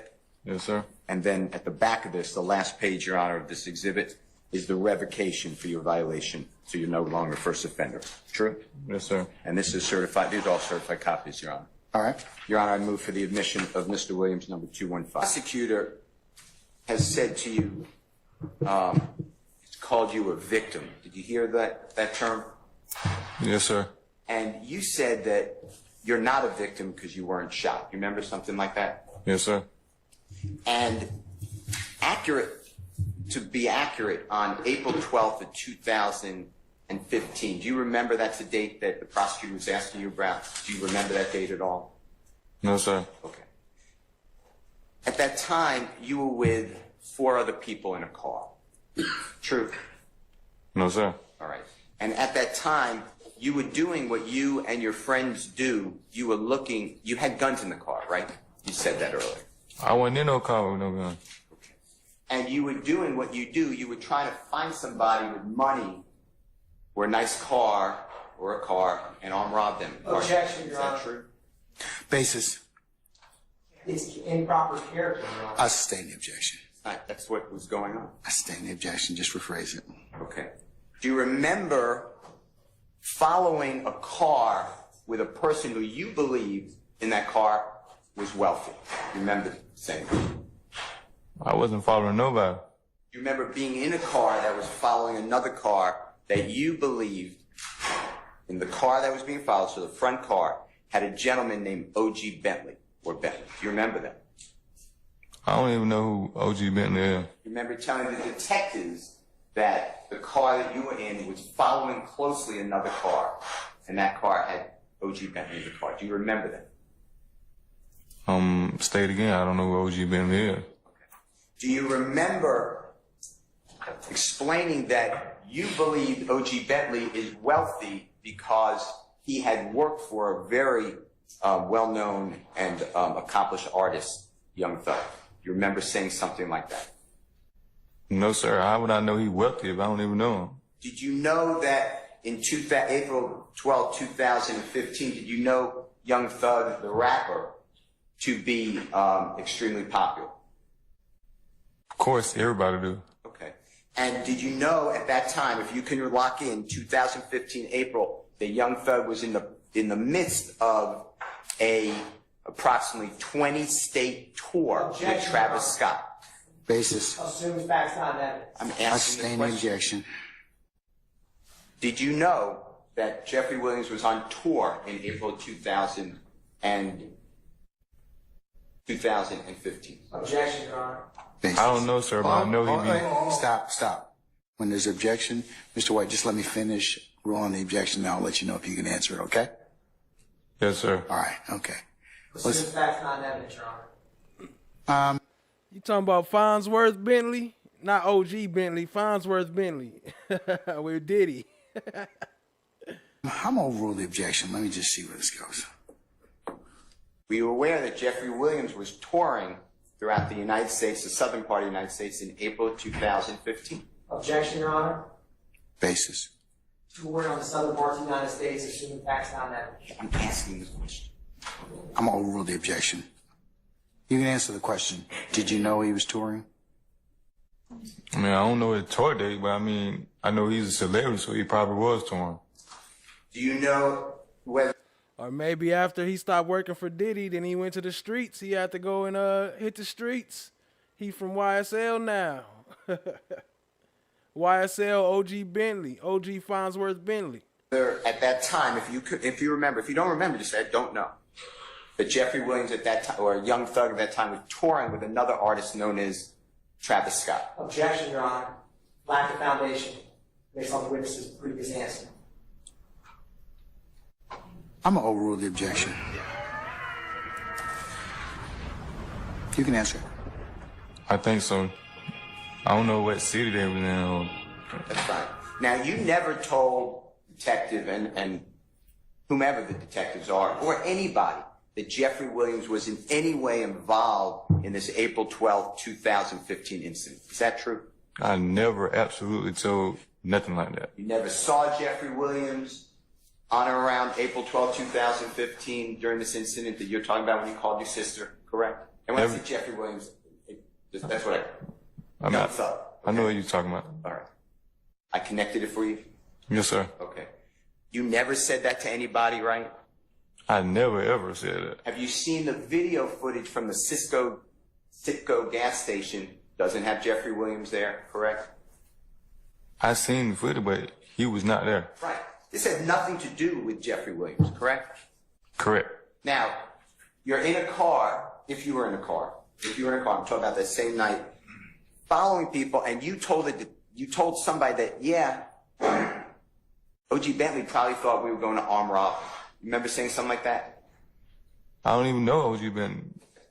Remember saying that your car was driving, not you driving, but the car was driving very close and fast behind the car that it was following. Do you remember saying something like that? And if you don't? I don't. All right. Do you remember then a car pulling into the Citgo gas station we talked about after the car with OG Bentley in it? Do you remember that? No, sir. Can you tell the jurors why, if you know, on that video you saw, why the car that was following the other car pulled into the Citgo gas station if it didn't get gas? I mean, I can't recall, sir. That's fine. And in that car, you knew that people got out of the car that was being followed and wouldn't come out of the convenience store. You remember telling the detectives that? I never told them that. And then a young lady was talking with a person who you may have known, and there was no yelling or anything. Do you remember telling that? No, sir. And when there were guns in the car that you're in, can you tell the ladies and gentlemen jury why there were guns in that car? I wasn't even in the car with no guns. I had my own weapon, so I wasn't in no car with no gun. I was standing outside the store. Then at the Cisco gas station, other people came up in another car. They displayed guns. Look, you could tell D'Angelo White lying though, right? Because he's saying that he was sitting outside the store and he ran from the store after the shots. But why would he run if the shooting wasn't at the store? It was like a couple streets down from the store. So why was he running from there? Like, he was obviously in the car with them. Do you remember that? No, sir. Do you remember a man who you're referring to as DK, or the state referred to him DK or Walter Murphy, came up with a long gun, came up to the car? Do you remember that? Although I know how Walter Murphy and DK is the same person because he mentioned it to me. Okay. And then DK didn't shoot anybody in that parking lot. No one got shot in the parking lot, true? No one got shot in that parking lot. And then the two cars drove away in different directions, or the same direction but different streets. You remember that? I can't recall. Steph says, my Rite Aid hasn't had baby oil for 7 years. It's all making sense. It's all at Diddy house. Do you remember the car that you were in, not driving, but then came and drove at the car where Mr. Murphy or DK was in and other people? Do you remember that? I wasn't there, sir, because shot was fired. Like when they left me, I had ran. And then people, both cars are being armed, and then, God forbid, Mr. Montgomery was shot in the head. True? I don't know Mr. Montgomery. I just seen him one time. All right.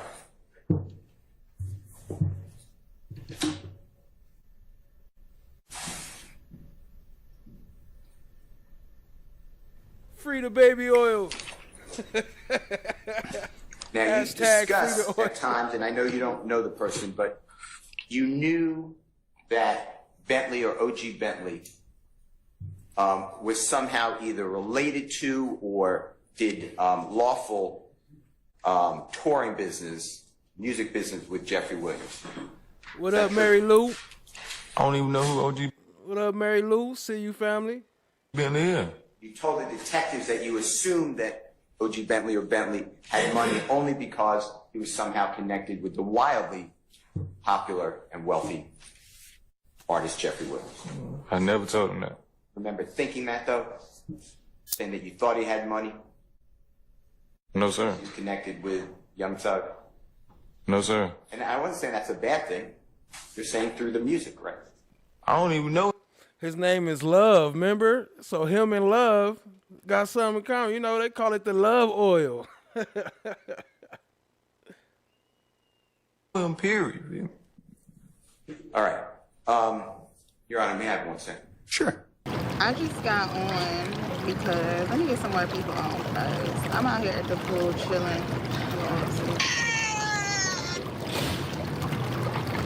There you go, Steph JK. I brought Kayla in her bathing suit for your party. I mean, her swimsuit. She came in her swimsuit for your party. That I don't really care for. And my pizza drinking a chocolate martini, getting ready. Make sure, no, 7 p.m. Eastern time. You got a little bit of nip hanging out there, huh?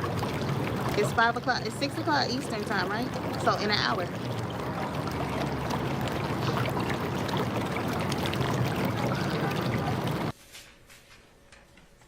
You doing all right? You want us to go somewhere else? We go somewhere else. I appreciate it, man. Yeah, we trying to get your boys just. And shout out to Steph JK for another membership. It's much, much, much appreciated, fam. Happy birthday. Everybody say another happy birthday to Steph JK for spending her B-Day with us. We appreciate it, family. And this right here is the call of D'Angelo White, investigator, Gaither, Dennis, and Squirrel Brain. This Can't go that way. That way. My mom. Which way? This way? You said that your mom know? My mom's in that side. She in 2607? Or is it 7 or 8? Your license say 8. My license say 8. Yeah. My mom's standing right here. Okay. Which this Breezewell that one? I really don't want to be in the parking. You just want to pull out? Okay. Would you describe for the jury who it is that we have just now heard over the last 39 seconds? Myself, Investigator Dennis, and D'Angelo White. They about to go out of business, Steph JK. Now that he locked up, they gonna lose all their business. He was their main customer. You want to call her?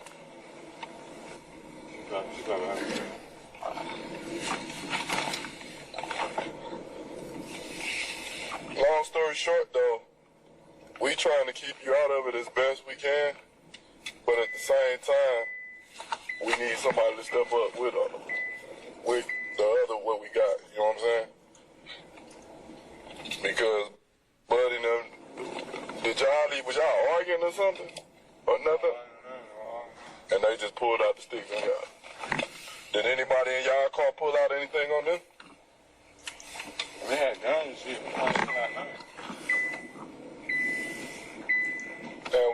And was Buddy trying to talk to dude girl, and that's what he got mad about, or what?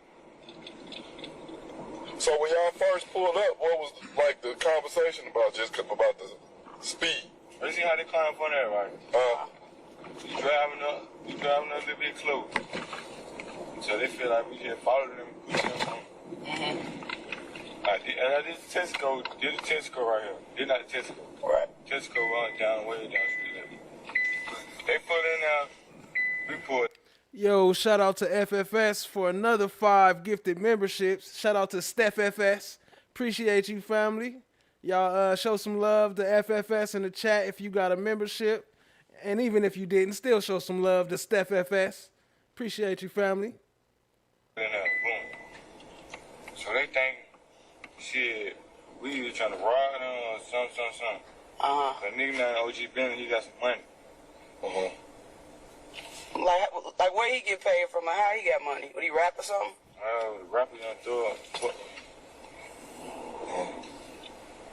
Do you mind if I pull down there where the stop sign is so you can show me exactly where the intersection where the shooting happened? The intersection ain't never happened right here. I know, that's why I said I want to turn around and go back down there. If that's cool with you. Yeah, go there with it. Okay. How long that you drive? 18. Your birthday 1 day after mine.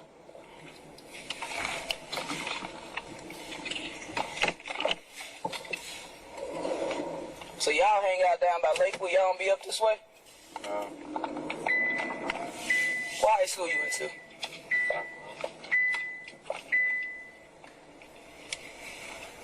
You just came out? They got out. How long ago? A day ago. They told y'all calling for you? Phone. What you was locked up for? Probation. Take this left? Take this left.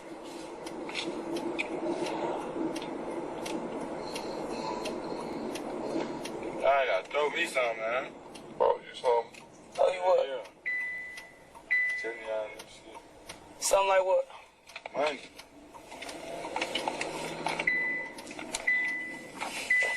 How much you talking about? 20. $20? Yeah. I really couldn't ever say shit. My other partner, they wasn't gonna say shit neither.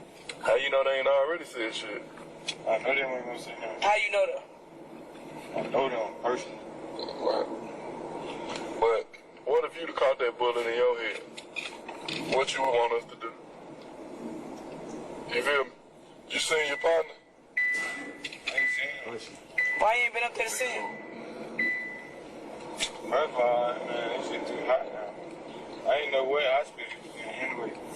He ain't even in the hospital. He in a rehabilitation center. He that fucked up. like half his brain, like It's literally like it's gone. his head is gone. Like a chunk of his head is gone. You feel me? If that was you, what would you want him to do for you? That's what you gotta do. Welcome to the new members. Think about it. The right thing. I just said, nobody really, nobody in my family even fuck with police anyway. They want to tell you. We understand that. I'm the only one that just fuck with that shit that was chosen. And that's what make our job.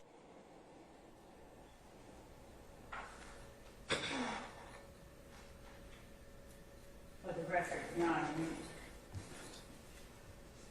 455. So we can do another poll for the next emoji. FFS, if you got something in mind, Steph JK and Shaw Diggy, if y'all got something in mind for the emoji poll, let me know. We get that started.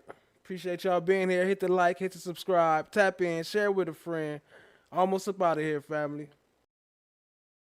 5 to 6:15. We are advancing from 455 to 6:15. Yes.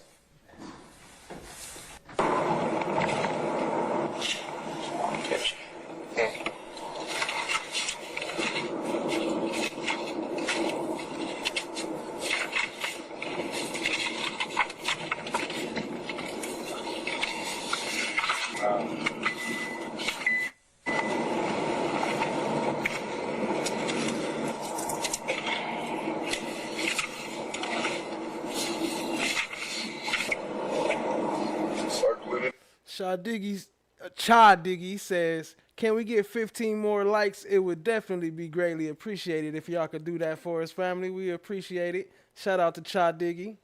Much love. Initially, all you gotta do. We'll take you back where you need to go. I gotta know me something, man.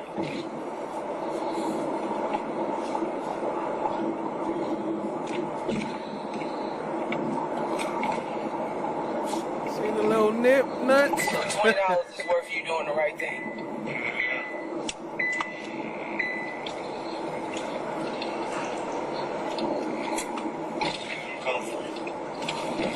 You said what now? Well, I guess you can just show us where exactly the shooting happened. I'm gonna tell you like this. You're dealing with 3 of the realest police officers you ever come across. Off top. You're dealing with 3 of the realest. And trust me, I understand your situation. And you just... She said you dealing with 3 of the realest. Okay. Just getting out, all that good shit. But if you come to me just on some real shit, like, hey, I just got out of jail, I need something, could you throw me a little something? I get that. But do you really, huh? But if you really think that I'm a... Detective Gaither, for the record, the exchange that just took place between D'Angelo White, you, and Detective Dennis, would you explain what that was regarding? We showed him the lineup. We wanted him to, if he could, pick out a person that he knew was responsible for shooting his friend. He began to, what I felt like, tried to extort for some money to do the right thing, asking for $20 to pick a person out. And I've just kind of excused my language on the tape as well, but I'm not going to pay you to do the right thing. Either you're going to do it, and I told him then, just show me where the shooting happened, and you can basically get the F out of my car. I mean, I'm not going to go back and forth about paying you to just do the right thing for your friends, so that was the gist of it. And that amount that he wanted was how much? $20. Yes, continue. So we're starting back at... Pay you for doing the 8 minutes and 38 seconds. right thing. That ain't my boy. You got another thing coming. You come to me just straight up like, hey, look, I'm down and out on my shit. Can you get... Shout out to Steph JK. Much love, family. me $20 for whatever, but you talking to me as if I hope you're having a great birthday so far. you're doing me a favor by doing the right thing for your boy. We gonna solve it. I can respect the other way, 100%.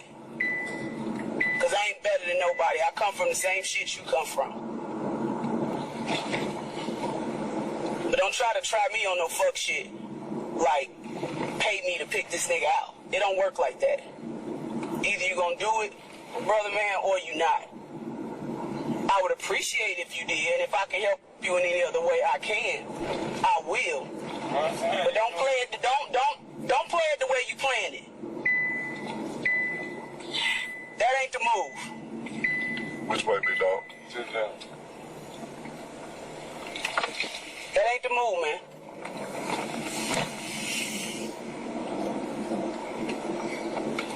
This man shot your homeboy in front of you. It ain't even about that now.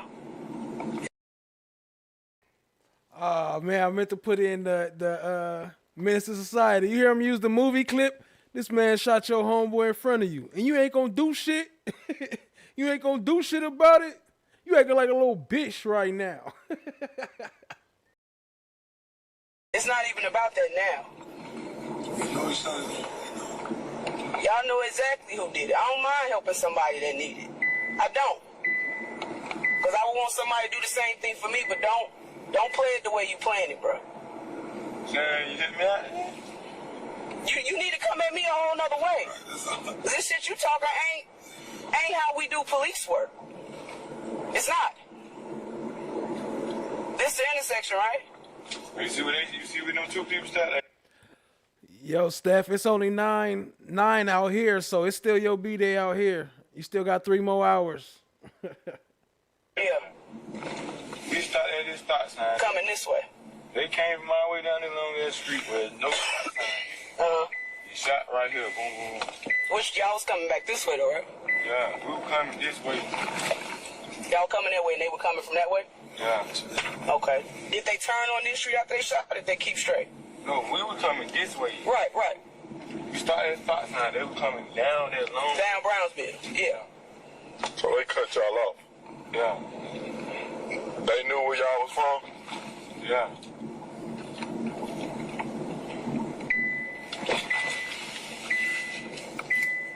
Are you gonna do the right thing?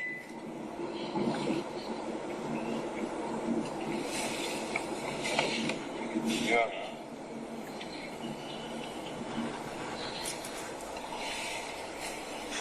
What we waiting on? You got it.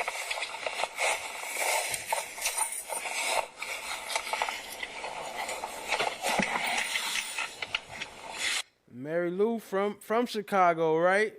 You met some Gaithers out there? You know any last name Gaithers? Alligators?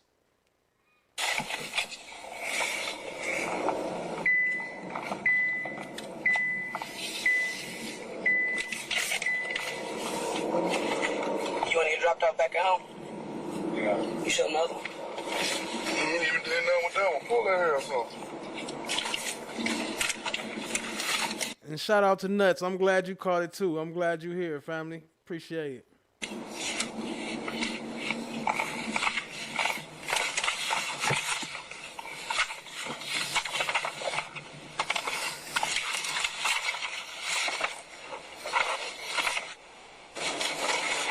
Black on me. Yeah.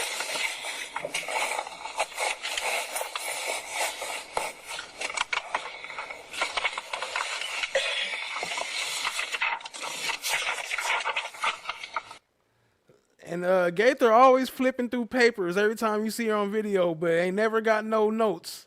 Where are the reports, Gaither?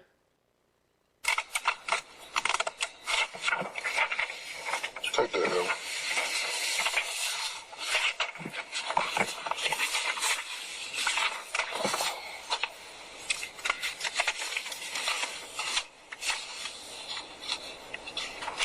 Give me that one, man.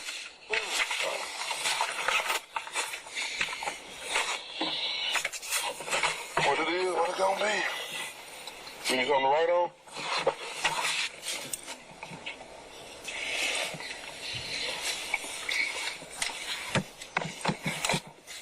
She gonna throw me some man. I can't do it like that. You gonna throw me something, man? I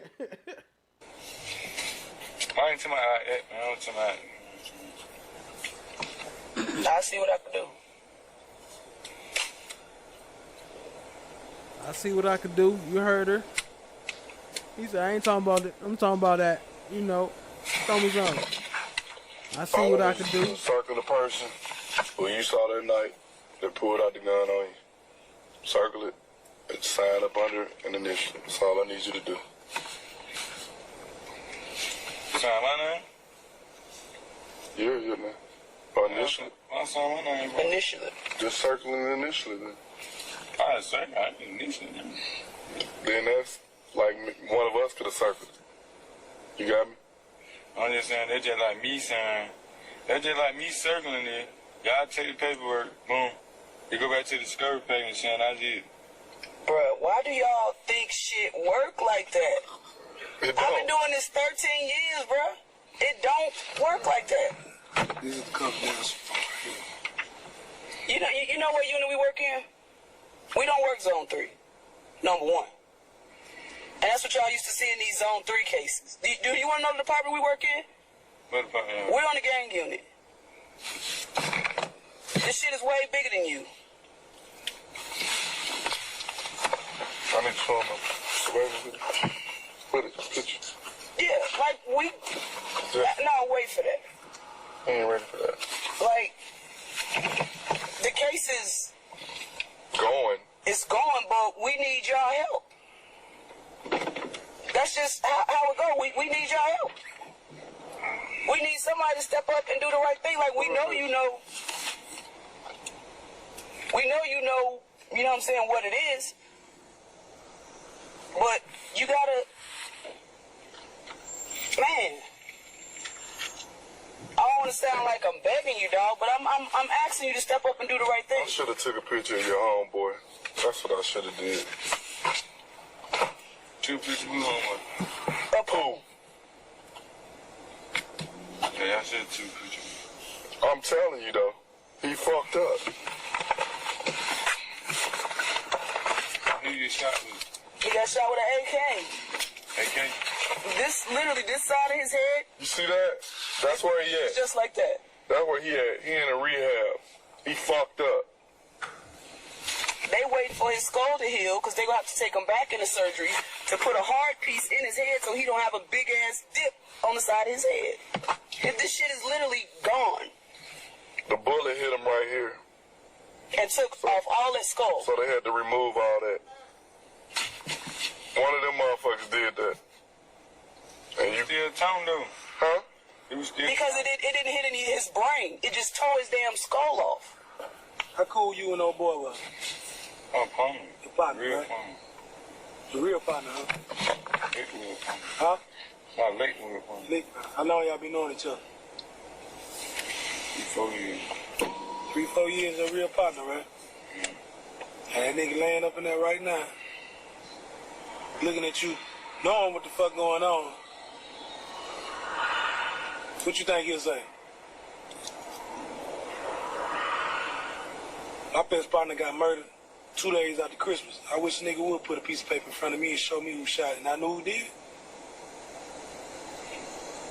You don't get too many partners like that. You meet a bunch of other niggas, but...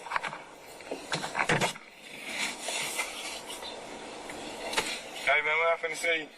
Shit, when y'all drop me back at the house, y'all gonna drop me back off over here? We'll drop you over every one you know. We listen, all that, we don't make sure you gonna get straight wherever you need to get straight. We're not gonna drop you right off from the spot, nothing like that. Wherever you need No, I'm saying I need to go to the house, get my phone, and come back over here. What the fuck? What the fuck is you doing for me though? Trying to get some extra shit out here. You need to go. What is you doing for me though? You ain't did She said, what is you doing for me though? nothing for me, bro. You ain't did nothing. I'm finna do something for y'all. Well, do it. Let's run it. Do it and we can run it because we just wasted time at this point. This your partner. This your nigga you been on. Nigga that you nigga you ain't about to die up in the hospital for some bullshit. You could probably die. Man, what? They gonna get a t-shirt for him. And keep it moving. Wear a t-shirt for him? BIP who?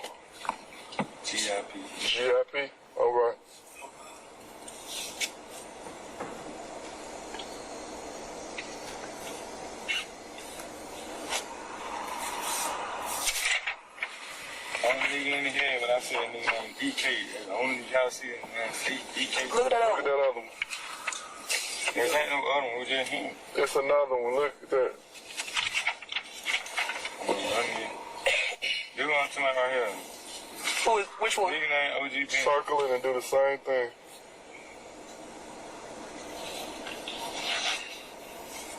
He the one with the money who throw a fuck with.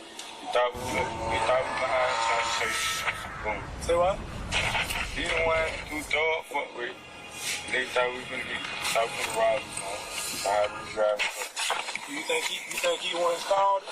He's the one that called. I know that nigga face. That nigga Instagram. What's his Instagram? I don't know that hard. It's on my phone. What you think it is? OG Bentley.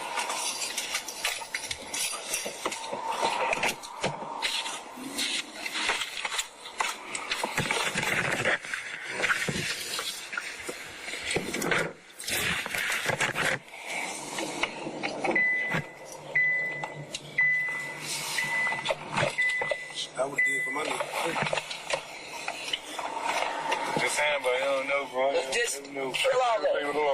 Kill all that.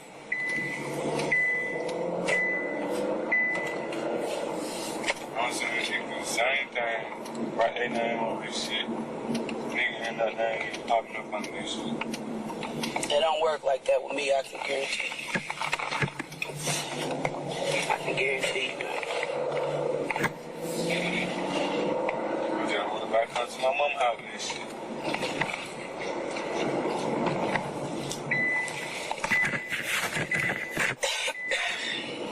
Anyway, we passed stop sign. Right here. Boom. What was the conversation like? The conversation went on. Well, like, damn, he pulled out on us, or what was y'all talking about? But you see how they truck right here coming up, right? Yeah. We right behind him. Behind my opponent he drive fast. He young, Right. 20. So they was coming this way, like coming from that way. You talking about going? Yeah, we going this way. No, I'm We saying talking when the about shooting when the shooting happened, happened. and y'all right here, they were coming from this way, right? Yeah, boom, boom. Did they turn past y'all? Or they kept going straight. They from Cleveland, so they went this way. They kept going straight. Went all the way around the golf course and came back up to that way. Shot 2 times. We heard the first shot, me and my other 3 partners. Me and my other 2 partners. Shot the first time, boom, we jumped. He came through the window, hit him into the air.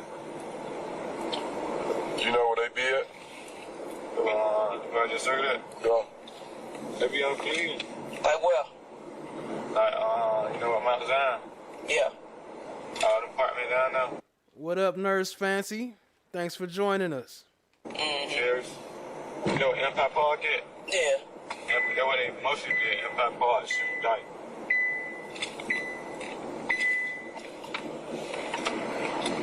And you say GIP, what you mean? See, we ain't no game. I say you were, I just asked what you mean. GIP stand for get all profit. Like, we don't want nothing but... You want to keep straight? You want to keep Sir. On the Bible, step on all my rivals. I got voices in my head, but I'm not suicidal. It tell me to get this paper. It tell me to fuck a hater. It tell me to stack this cash up and fuck these hoes later.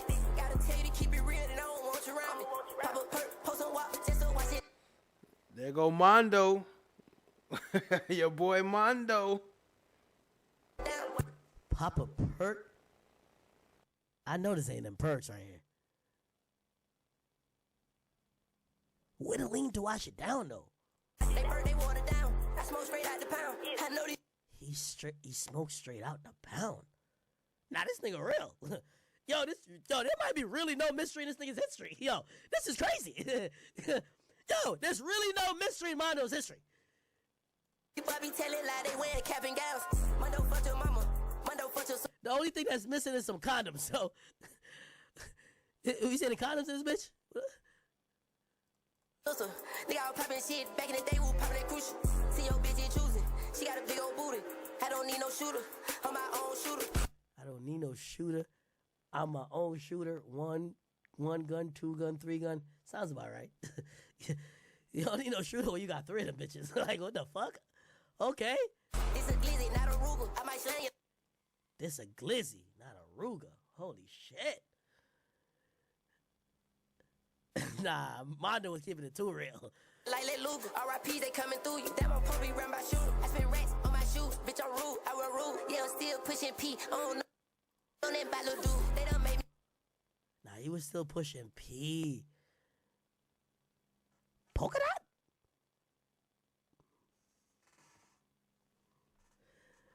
Shaw, who. By little dude. They done made me mad. I'm right back on that. So how did he get out? He was already out on bond, right? I guess he shot his ex-girlfriend. Then he was out on bond. And then he got caught with all that stuff that we see on the table while he was ducking from bond. Like he was running. He didn't show up for court. So he was on the run. They found him. He had all that stuff. And now he back out still talking about he started YSL and all this stuff. How is he not in jail? Something to do with that Fanny video, I'm sure, huh? I've been popping shit. I've been popping tags. Oh, I made. I ain't gonna lie. One thing we can say about Mondo is that he ain't gonna tell on a soul about this shit. Yo, chat, later on we gotta look up this nigga's bail, man.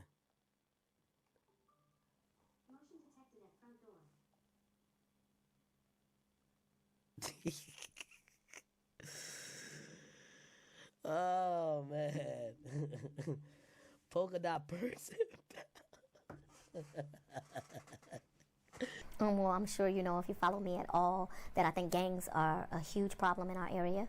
I think for too long politicians were not really wanting to say this nice southern city in Atlanta had a gang problem, but the reality is we are a major metropolitan city, and there are certainly factors that are caused by gangs. And it's not just the violence. It's everything from car break-ins to burglaries to human trafficking to shootings. So all spectrum of crime is being impacted by gang violence. That is an important issue to you. It's clear to anybody who knows you or follows you. What is the DA's office doing about it, since you know that is such an issue? We've done several things about it. One thing that we are doing is we've beefed up that unit in terms of just there's more lawyers, there's more investigators. We've now put jail call technicians that are focused on the calls that involve gang members. We've also done a nexus unit. When I say a nexus unit, I've put an ADA and an investigator that are looking at the cases that involve human trafficking and gangs, and so that's something that was never done before, but we started to see that that was a major problem. Another thing we're doing, and we're doing it very recently, is legislation. We're asking the legislators to make a move, and we're asking them to make a move in changing the way the laws are written. We've got a bill, 359, you may or may not be aware of it, but in that bill we ask that if there is a gang crime that occurs, and for the most part, most of that crime occurs right here in Fulton County, but there's some little piece of it that happens in DeKalb that's criminal in nature, and another little piece that happens in Cobb, maybe one in Gwinnett, but certainly the nexus of the organization and the criminal activity is right here in Fulton. The legislature, we're hoping, will see fit to allow us to not only prosecute all of these things here that happen, but also those little offshoots that happen in other counties. This wouldn't be something special to Fulton if most of the gang activity happened in Gwinnett County, but there was an offshoot in DeKalb and an offshoot in Fulton and Cobb. They would be the ones that could prosecute that entire crime. That will allow prosecutors to tell juries the entire story. The criminals don't care that they crossed over a block and that this one thing that they did occurred in DeKalb and not in Gwinnett, and so it only makes common sense. So that's another thing that we're doing, is going to the legislature. I've also asked both the governor and I'm asking state representatives to include in that a request for gang prosecutors right here in Fulton County. State-funded? State-funded prosecutors. So not just the prosecutors we have that are county-funded, but actually through the Prosecuting Attorneys Council and PAC and the state, that they fund gang prosecutors, because I think that that's very important. And let me be clear, not just prosecutors, but prosecutors and investigators. We've also started to work with the Atlanta Police Department, and I'm so happy for Mayor Dickens' leadership, because we are asking that the city of Atlanta get involved with us in our gang prosecutions, and that we literally have a prosecutor and an investigator that work specifically with that task force. And so on the fronts of gangs, we're trying to attack it from every angle. You have suggested specific language in SB 359. How rare or how common is it for a district attorney to be that involved in some legislation? Well, I can tell you the Prosecuting Attorneys Council is always very involved in legislation that they want to see go up. But this, as you know, is close to my heart. I think it's so important to combat gang violence. What we know is that A gangbanger who commits a crime is 6 times more likely to commit crime than any other defendant. We've got to stop this at the root. So I don't know that it's common, but it's necessary and it's needed, and I'm certainly not the first prosecutor to do it. And correct me if I'm wrong, or if you will, provide some context on this, because in what I was reading, it looks like it also would allow you or the prosecutor to bring in past evidence of gang crimes, which really wasn't allowed before. Well, it would help in that way, and not just in that area. This bill also would allow, if you have a repeat domestic violence offender, you would be allowed to bring in that information. If you have a repeat domestic violence, you mean like Mondo, the one you was defending in court? Repeat child abuse. That's so out not free? Sexual child offenses, because that is already allowed, but a repeat violence against children. Also, if you have repeat elder abuse and special needs, and so it allows it in all of those arenas where you'd be able to tell the prior conduct if it was repetitive in those particular areas. So I think that is really, really important. That will be an amazing tool for a prosecutor, but more importantly, for the citizens that have to make those decisions, it will inform them about that this person has a propensity to commit acts of domestic violence. And so I think that that is very important. Make it a fuller picture. A complete picture. From hating his 9-to-5, struggling at his 9-to-5, to starting an Instagram account. Start off in Zone 3, start off in Silver Hill with nothing. It would be likened to the idea, or similar to the thought of walking in a store and buying a lottery ticket that hit the Mega Millions. You know what I'm saying? Well, in that case, he didn't come from, a family that knew how to get him in front of people. Man, these kids who running the streets lost.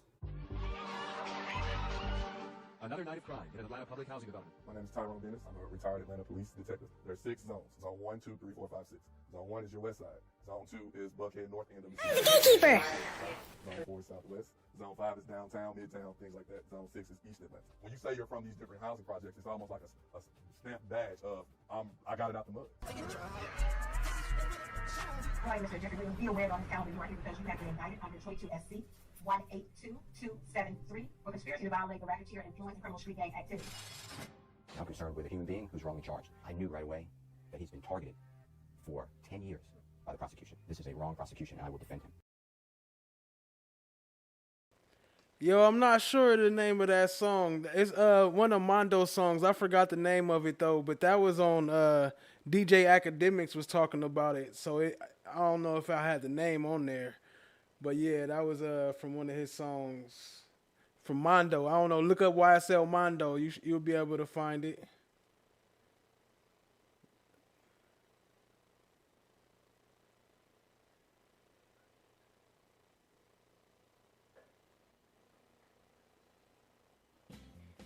Named Fanny, who was bringing up this very crooked. Here's the story of a named Fanny, who was bringing up these very crooked lawyers. All of them were full of ish, like their madam. The worst one was love. Here's the story of a man named Brady, who was bringing in injustice of his own. They were working all together in a world so cold, till the one day when the lady got promoted and the gray goose had Brady kinda drunk. Then his group would somehow form a Rico. That's the way they all became the Brady Bunch. The Brady Bunch. The Brady Bunch. That's the way they became the Brady Bunch. Mr. Owl, how many violations of the Georgia Code of Judicial Conduct does it take to get a mistrial with prejudice? Let's find out. 1, 2, 3, 4, 5, 6, 7, 8, 9, 10, 11, 12, 13. Objection, that's intent. I'm overruled the objection. Could you repeat the question for me? Yeah. I'm overruled the objection. Could you repeat the question for me? Yeah. No. Why didn't you, as an officer of this court, tell me? And that's not what the point is. The point is, you as an advocate, is you should have told me. I got a problem with you now. I got a problem with you now. I would suggest you don't say anymore.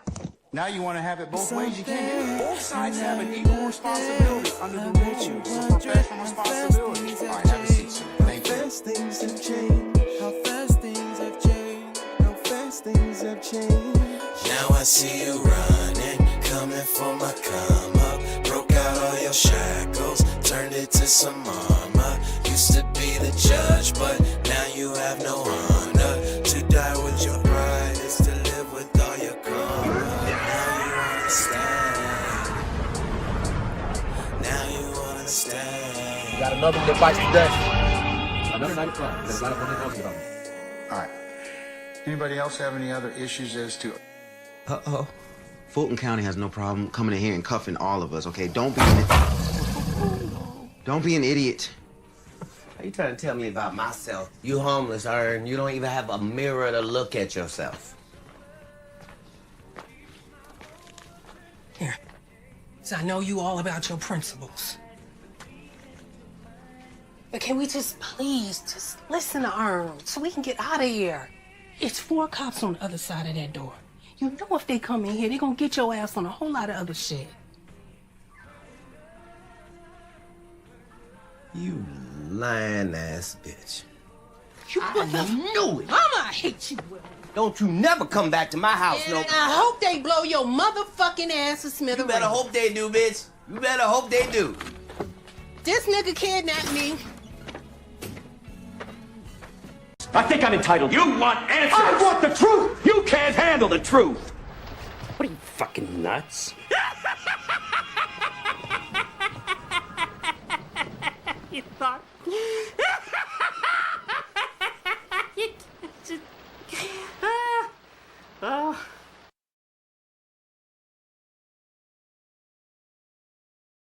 You got another one that just fell for the bait. Man, this bitch ass nigga just called my phone, man. Damn, bro, why you playing with a nigga? Hey, this on God, don't let me wake up tomorrow online. Wallahi, wallahi, wallahi. This nigga just Offset just called my phone. Bro, why you playing with a nigga, bro? Da-da-da-da. Hey, man, the truth hurt. You shouldn't have been on the internet with your business, my boy. Don't get mad, because I'm posting shit on the internet now, but I'm speaking the truth. Now you mad at me. Don't go to calling my phone, hoe ass nigga. We ain't gonna do that, Tinder man. We ain't gonna do that. Cause I, know what I'm saying? Don't get mad, cause I smacked one of your baby mama, and I tried to fuck Cardi. I ain't gonna say fuck her. I'm gonna take that back, cause there ain't no disrespect to Cardi, but I really would just let her know, man, you need a real nigga in your life. Why you letting a nigga drag you through the mud? Like, don't go for that, baby. You feel what I'm saying? That's how I came in her DM. And you cop block, cause she went. You know what I'm saying? You cop block, boy. You got another one that bites the dust. You got another one that just fell for the bait. Man, this bitch ass nigga just called my phone, man. Damn, bro, why you playing with a nigga? Hey, this on God, don't let me wake up tomorrow online. Wallahi, wallahi, wallahi. This nigga just Offset just called my phone. Bro, why you playing with a nigga, bro? Da-da-da-da. Hey, man, the truth hurt. You shouldn't have been on the internet with your business, my boy. Don't get mad, because I'm posting shit on the internet now, but I'm speaking the truth. Now you mad at me. Don't go to calling my phone, hoe ass nigga. We ain't gonna do that, Tinder man. We ain't gonna do that. Know what I'm saying? Like their madam, the worst one was love. Here's the story of a man named Brady. Fam, I appreciate y'all. Who was bringing in injustice of his own. They were working all together in a world so cold, till the one day when the lady got promoted and the Grey Goose had Brady kinda drunk. Then his group would somehow form a Rico. That's the way they all became the Brady Bunch. The Brady Bunch. The Brady Bunch. That's the way they became the Brady Bunch.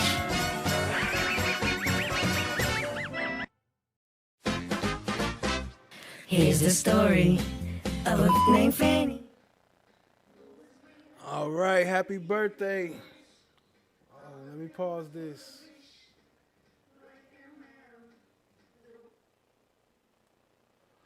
Happy birthday, Steph JK. My bad. My brain is falling asleep on me. I'm tired. It's been a long day. I was tired, boss. I was real tired. But I had a great time hanging out with y'all. Hope you had a great night, Steph JK. Happy birthday. Shout out to everybody in the chat. Shout out to all the new members. Thank you for all the subscriptions, the new members, FFS, Steph JK, Shot Diggy. Appreciate all the new members. Loa Ducky. Appreciate you stopping by. YP Com Chick. Appreciate you. Blue Eye Hillbilly. Let's see who else we got in there. Nuts. Always Lion Love. Jennifer Snyder. Nurse Fancy. All y'all that came through. Appreciate it, family. Had a good time with y'all. We out. I'm going to play this outro one more time and we up out of here. Much love, family. Till next time. See y'all in these YouTube streets. Probably at Cat's Chat on Monday. Peace out.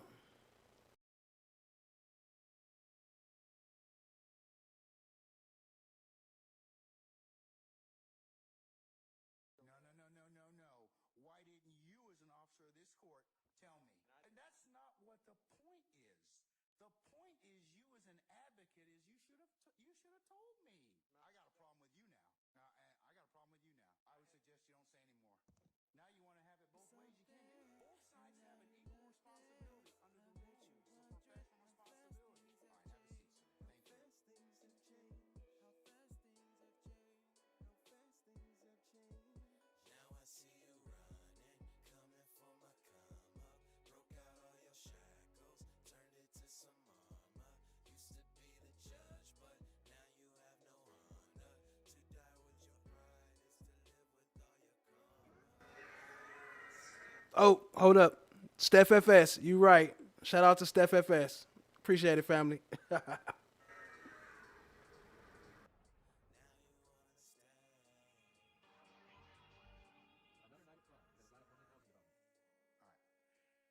else have any other issues as to... Uh-oh. Fulton County has no problem coming in here and cuffing all of us, okay? Don't be an idiot. Are you trying to tell me about myself? You homeless, Ern. You don't even have a mirror to look at yourself. Here. So I know you all about your principles. But can we just please listen to Ern so we can get out of here? It's 4 cops on the other side of that door. You know if they come in here, they're going to get your ass on a whole lot of other shit. You lying ass bitch. I knew it. Mama, I hate you, Will. Don't you never come back to my house, And no. I hope they blow your motherfucking ass to smithereens. You better hope they do, bitch. You better hope they do. This nigga kidnapped me. I think I'm entitled. You want answers? I want the truth. You can't handle the truth. What are you, fucking nuts? You thought...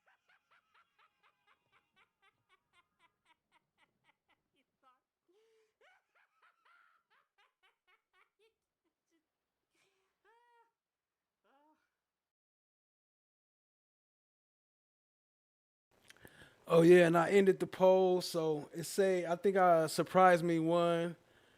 So I'm gonna surprise y'all with one of the two that was chosen. Appreciate y'all being here, family. Have a great night. See you next time. We out.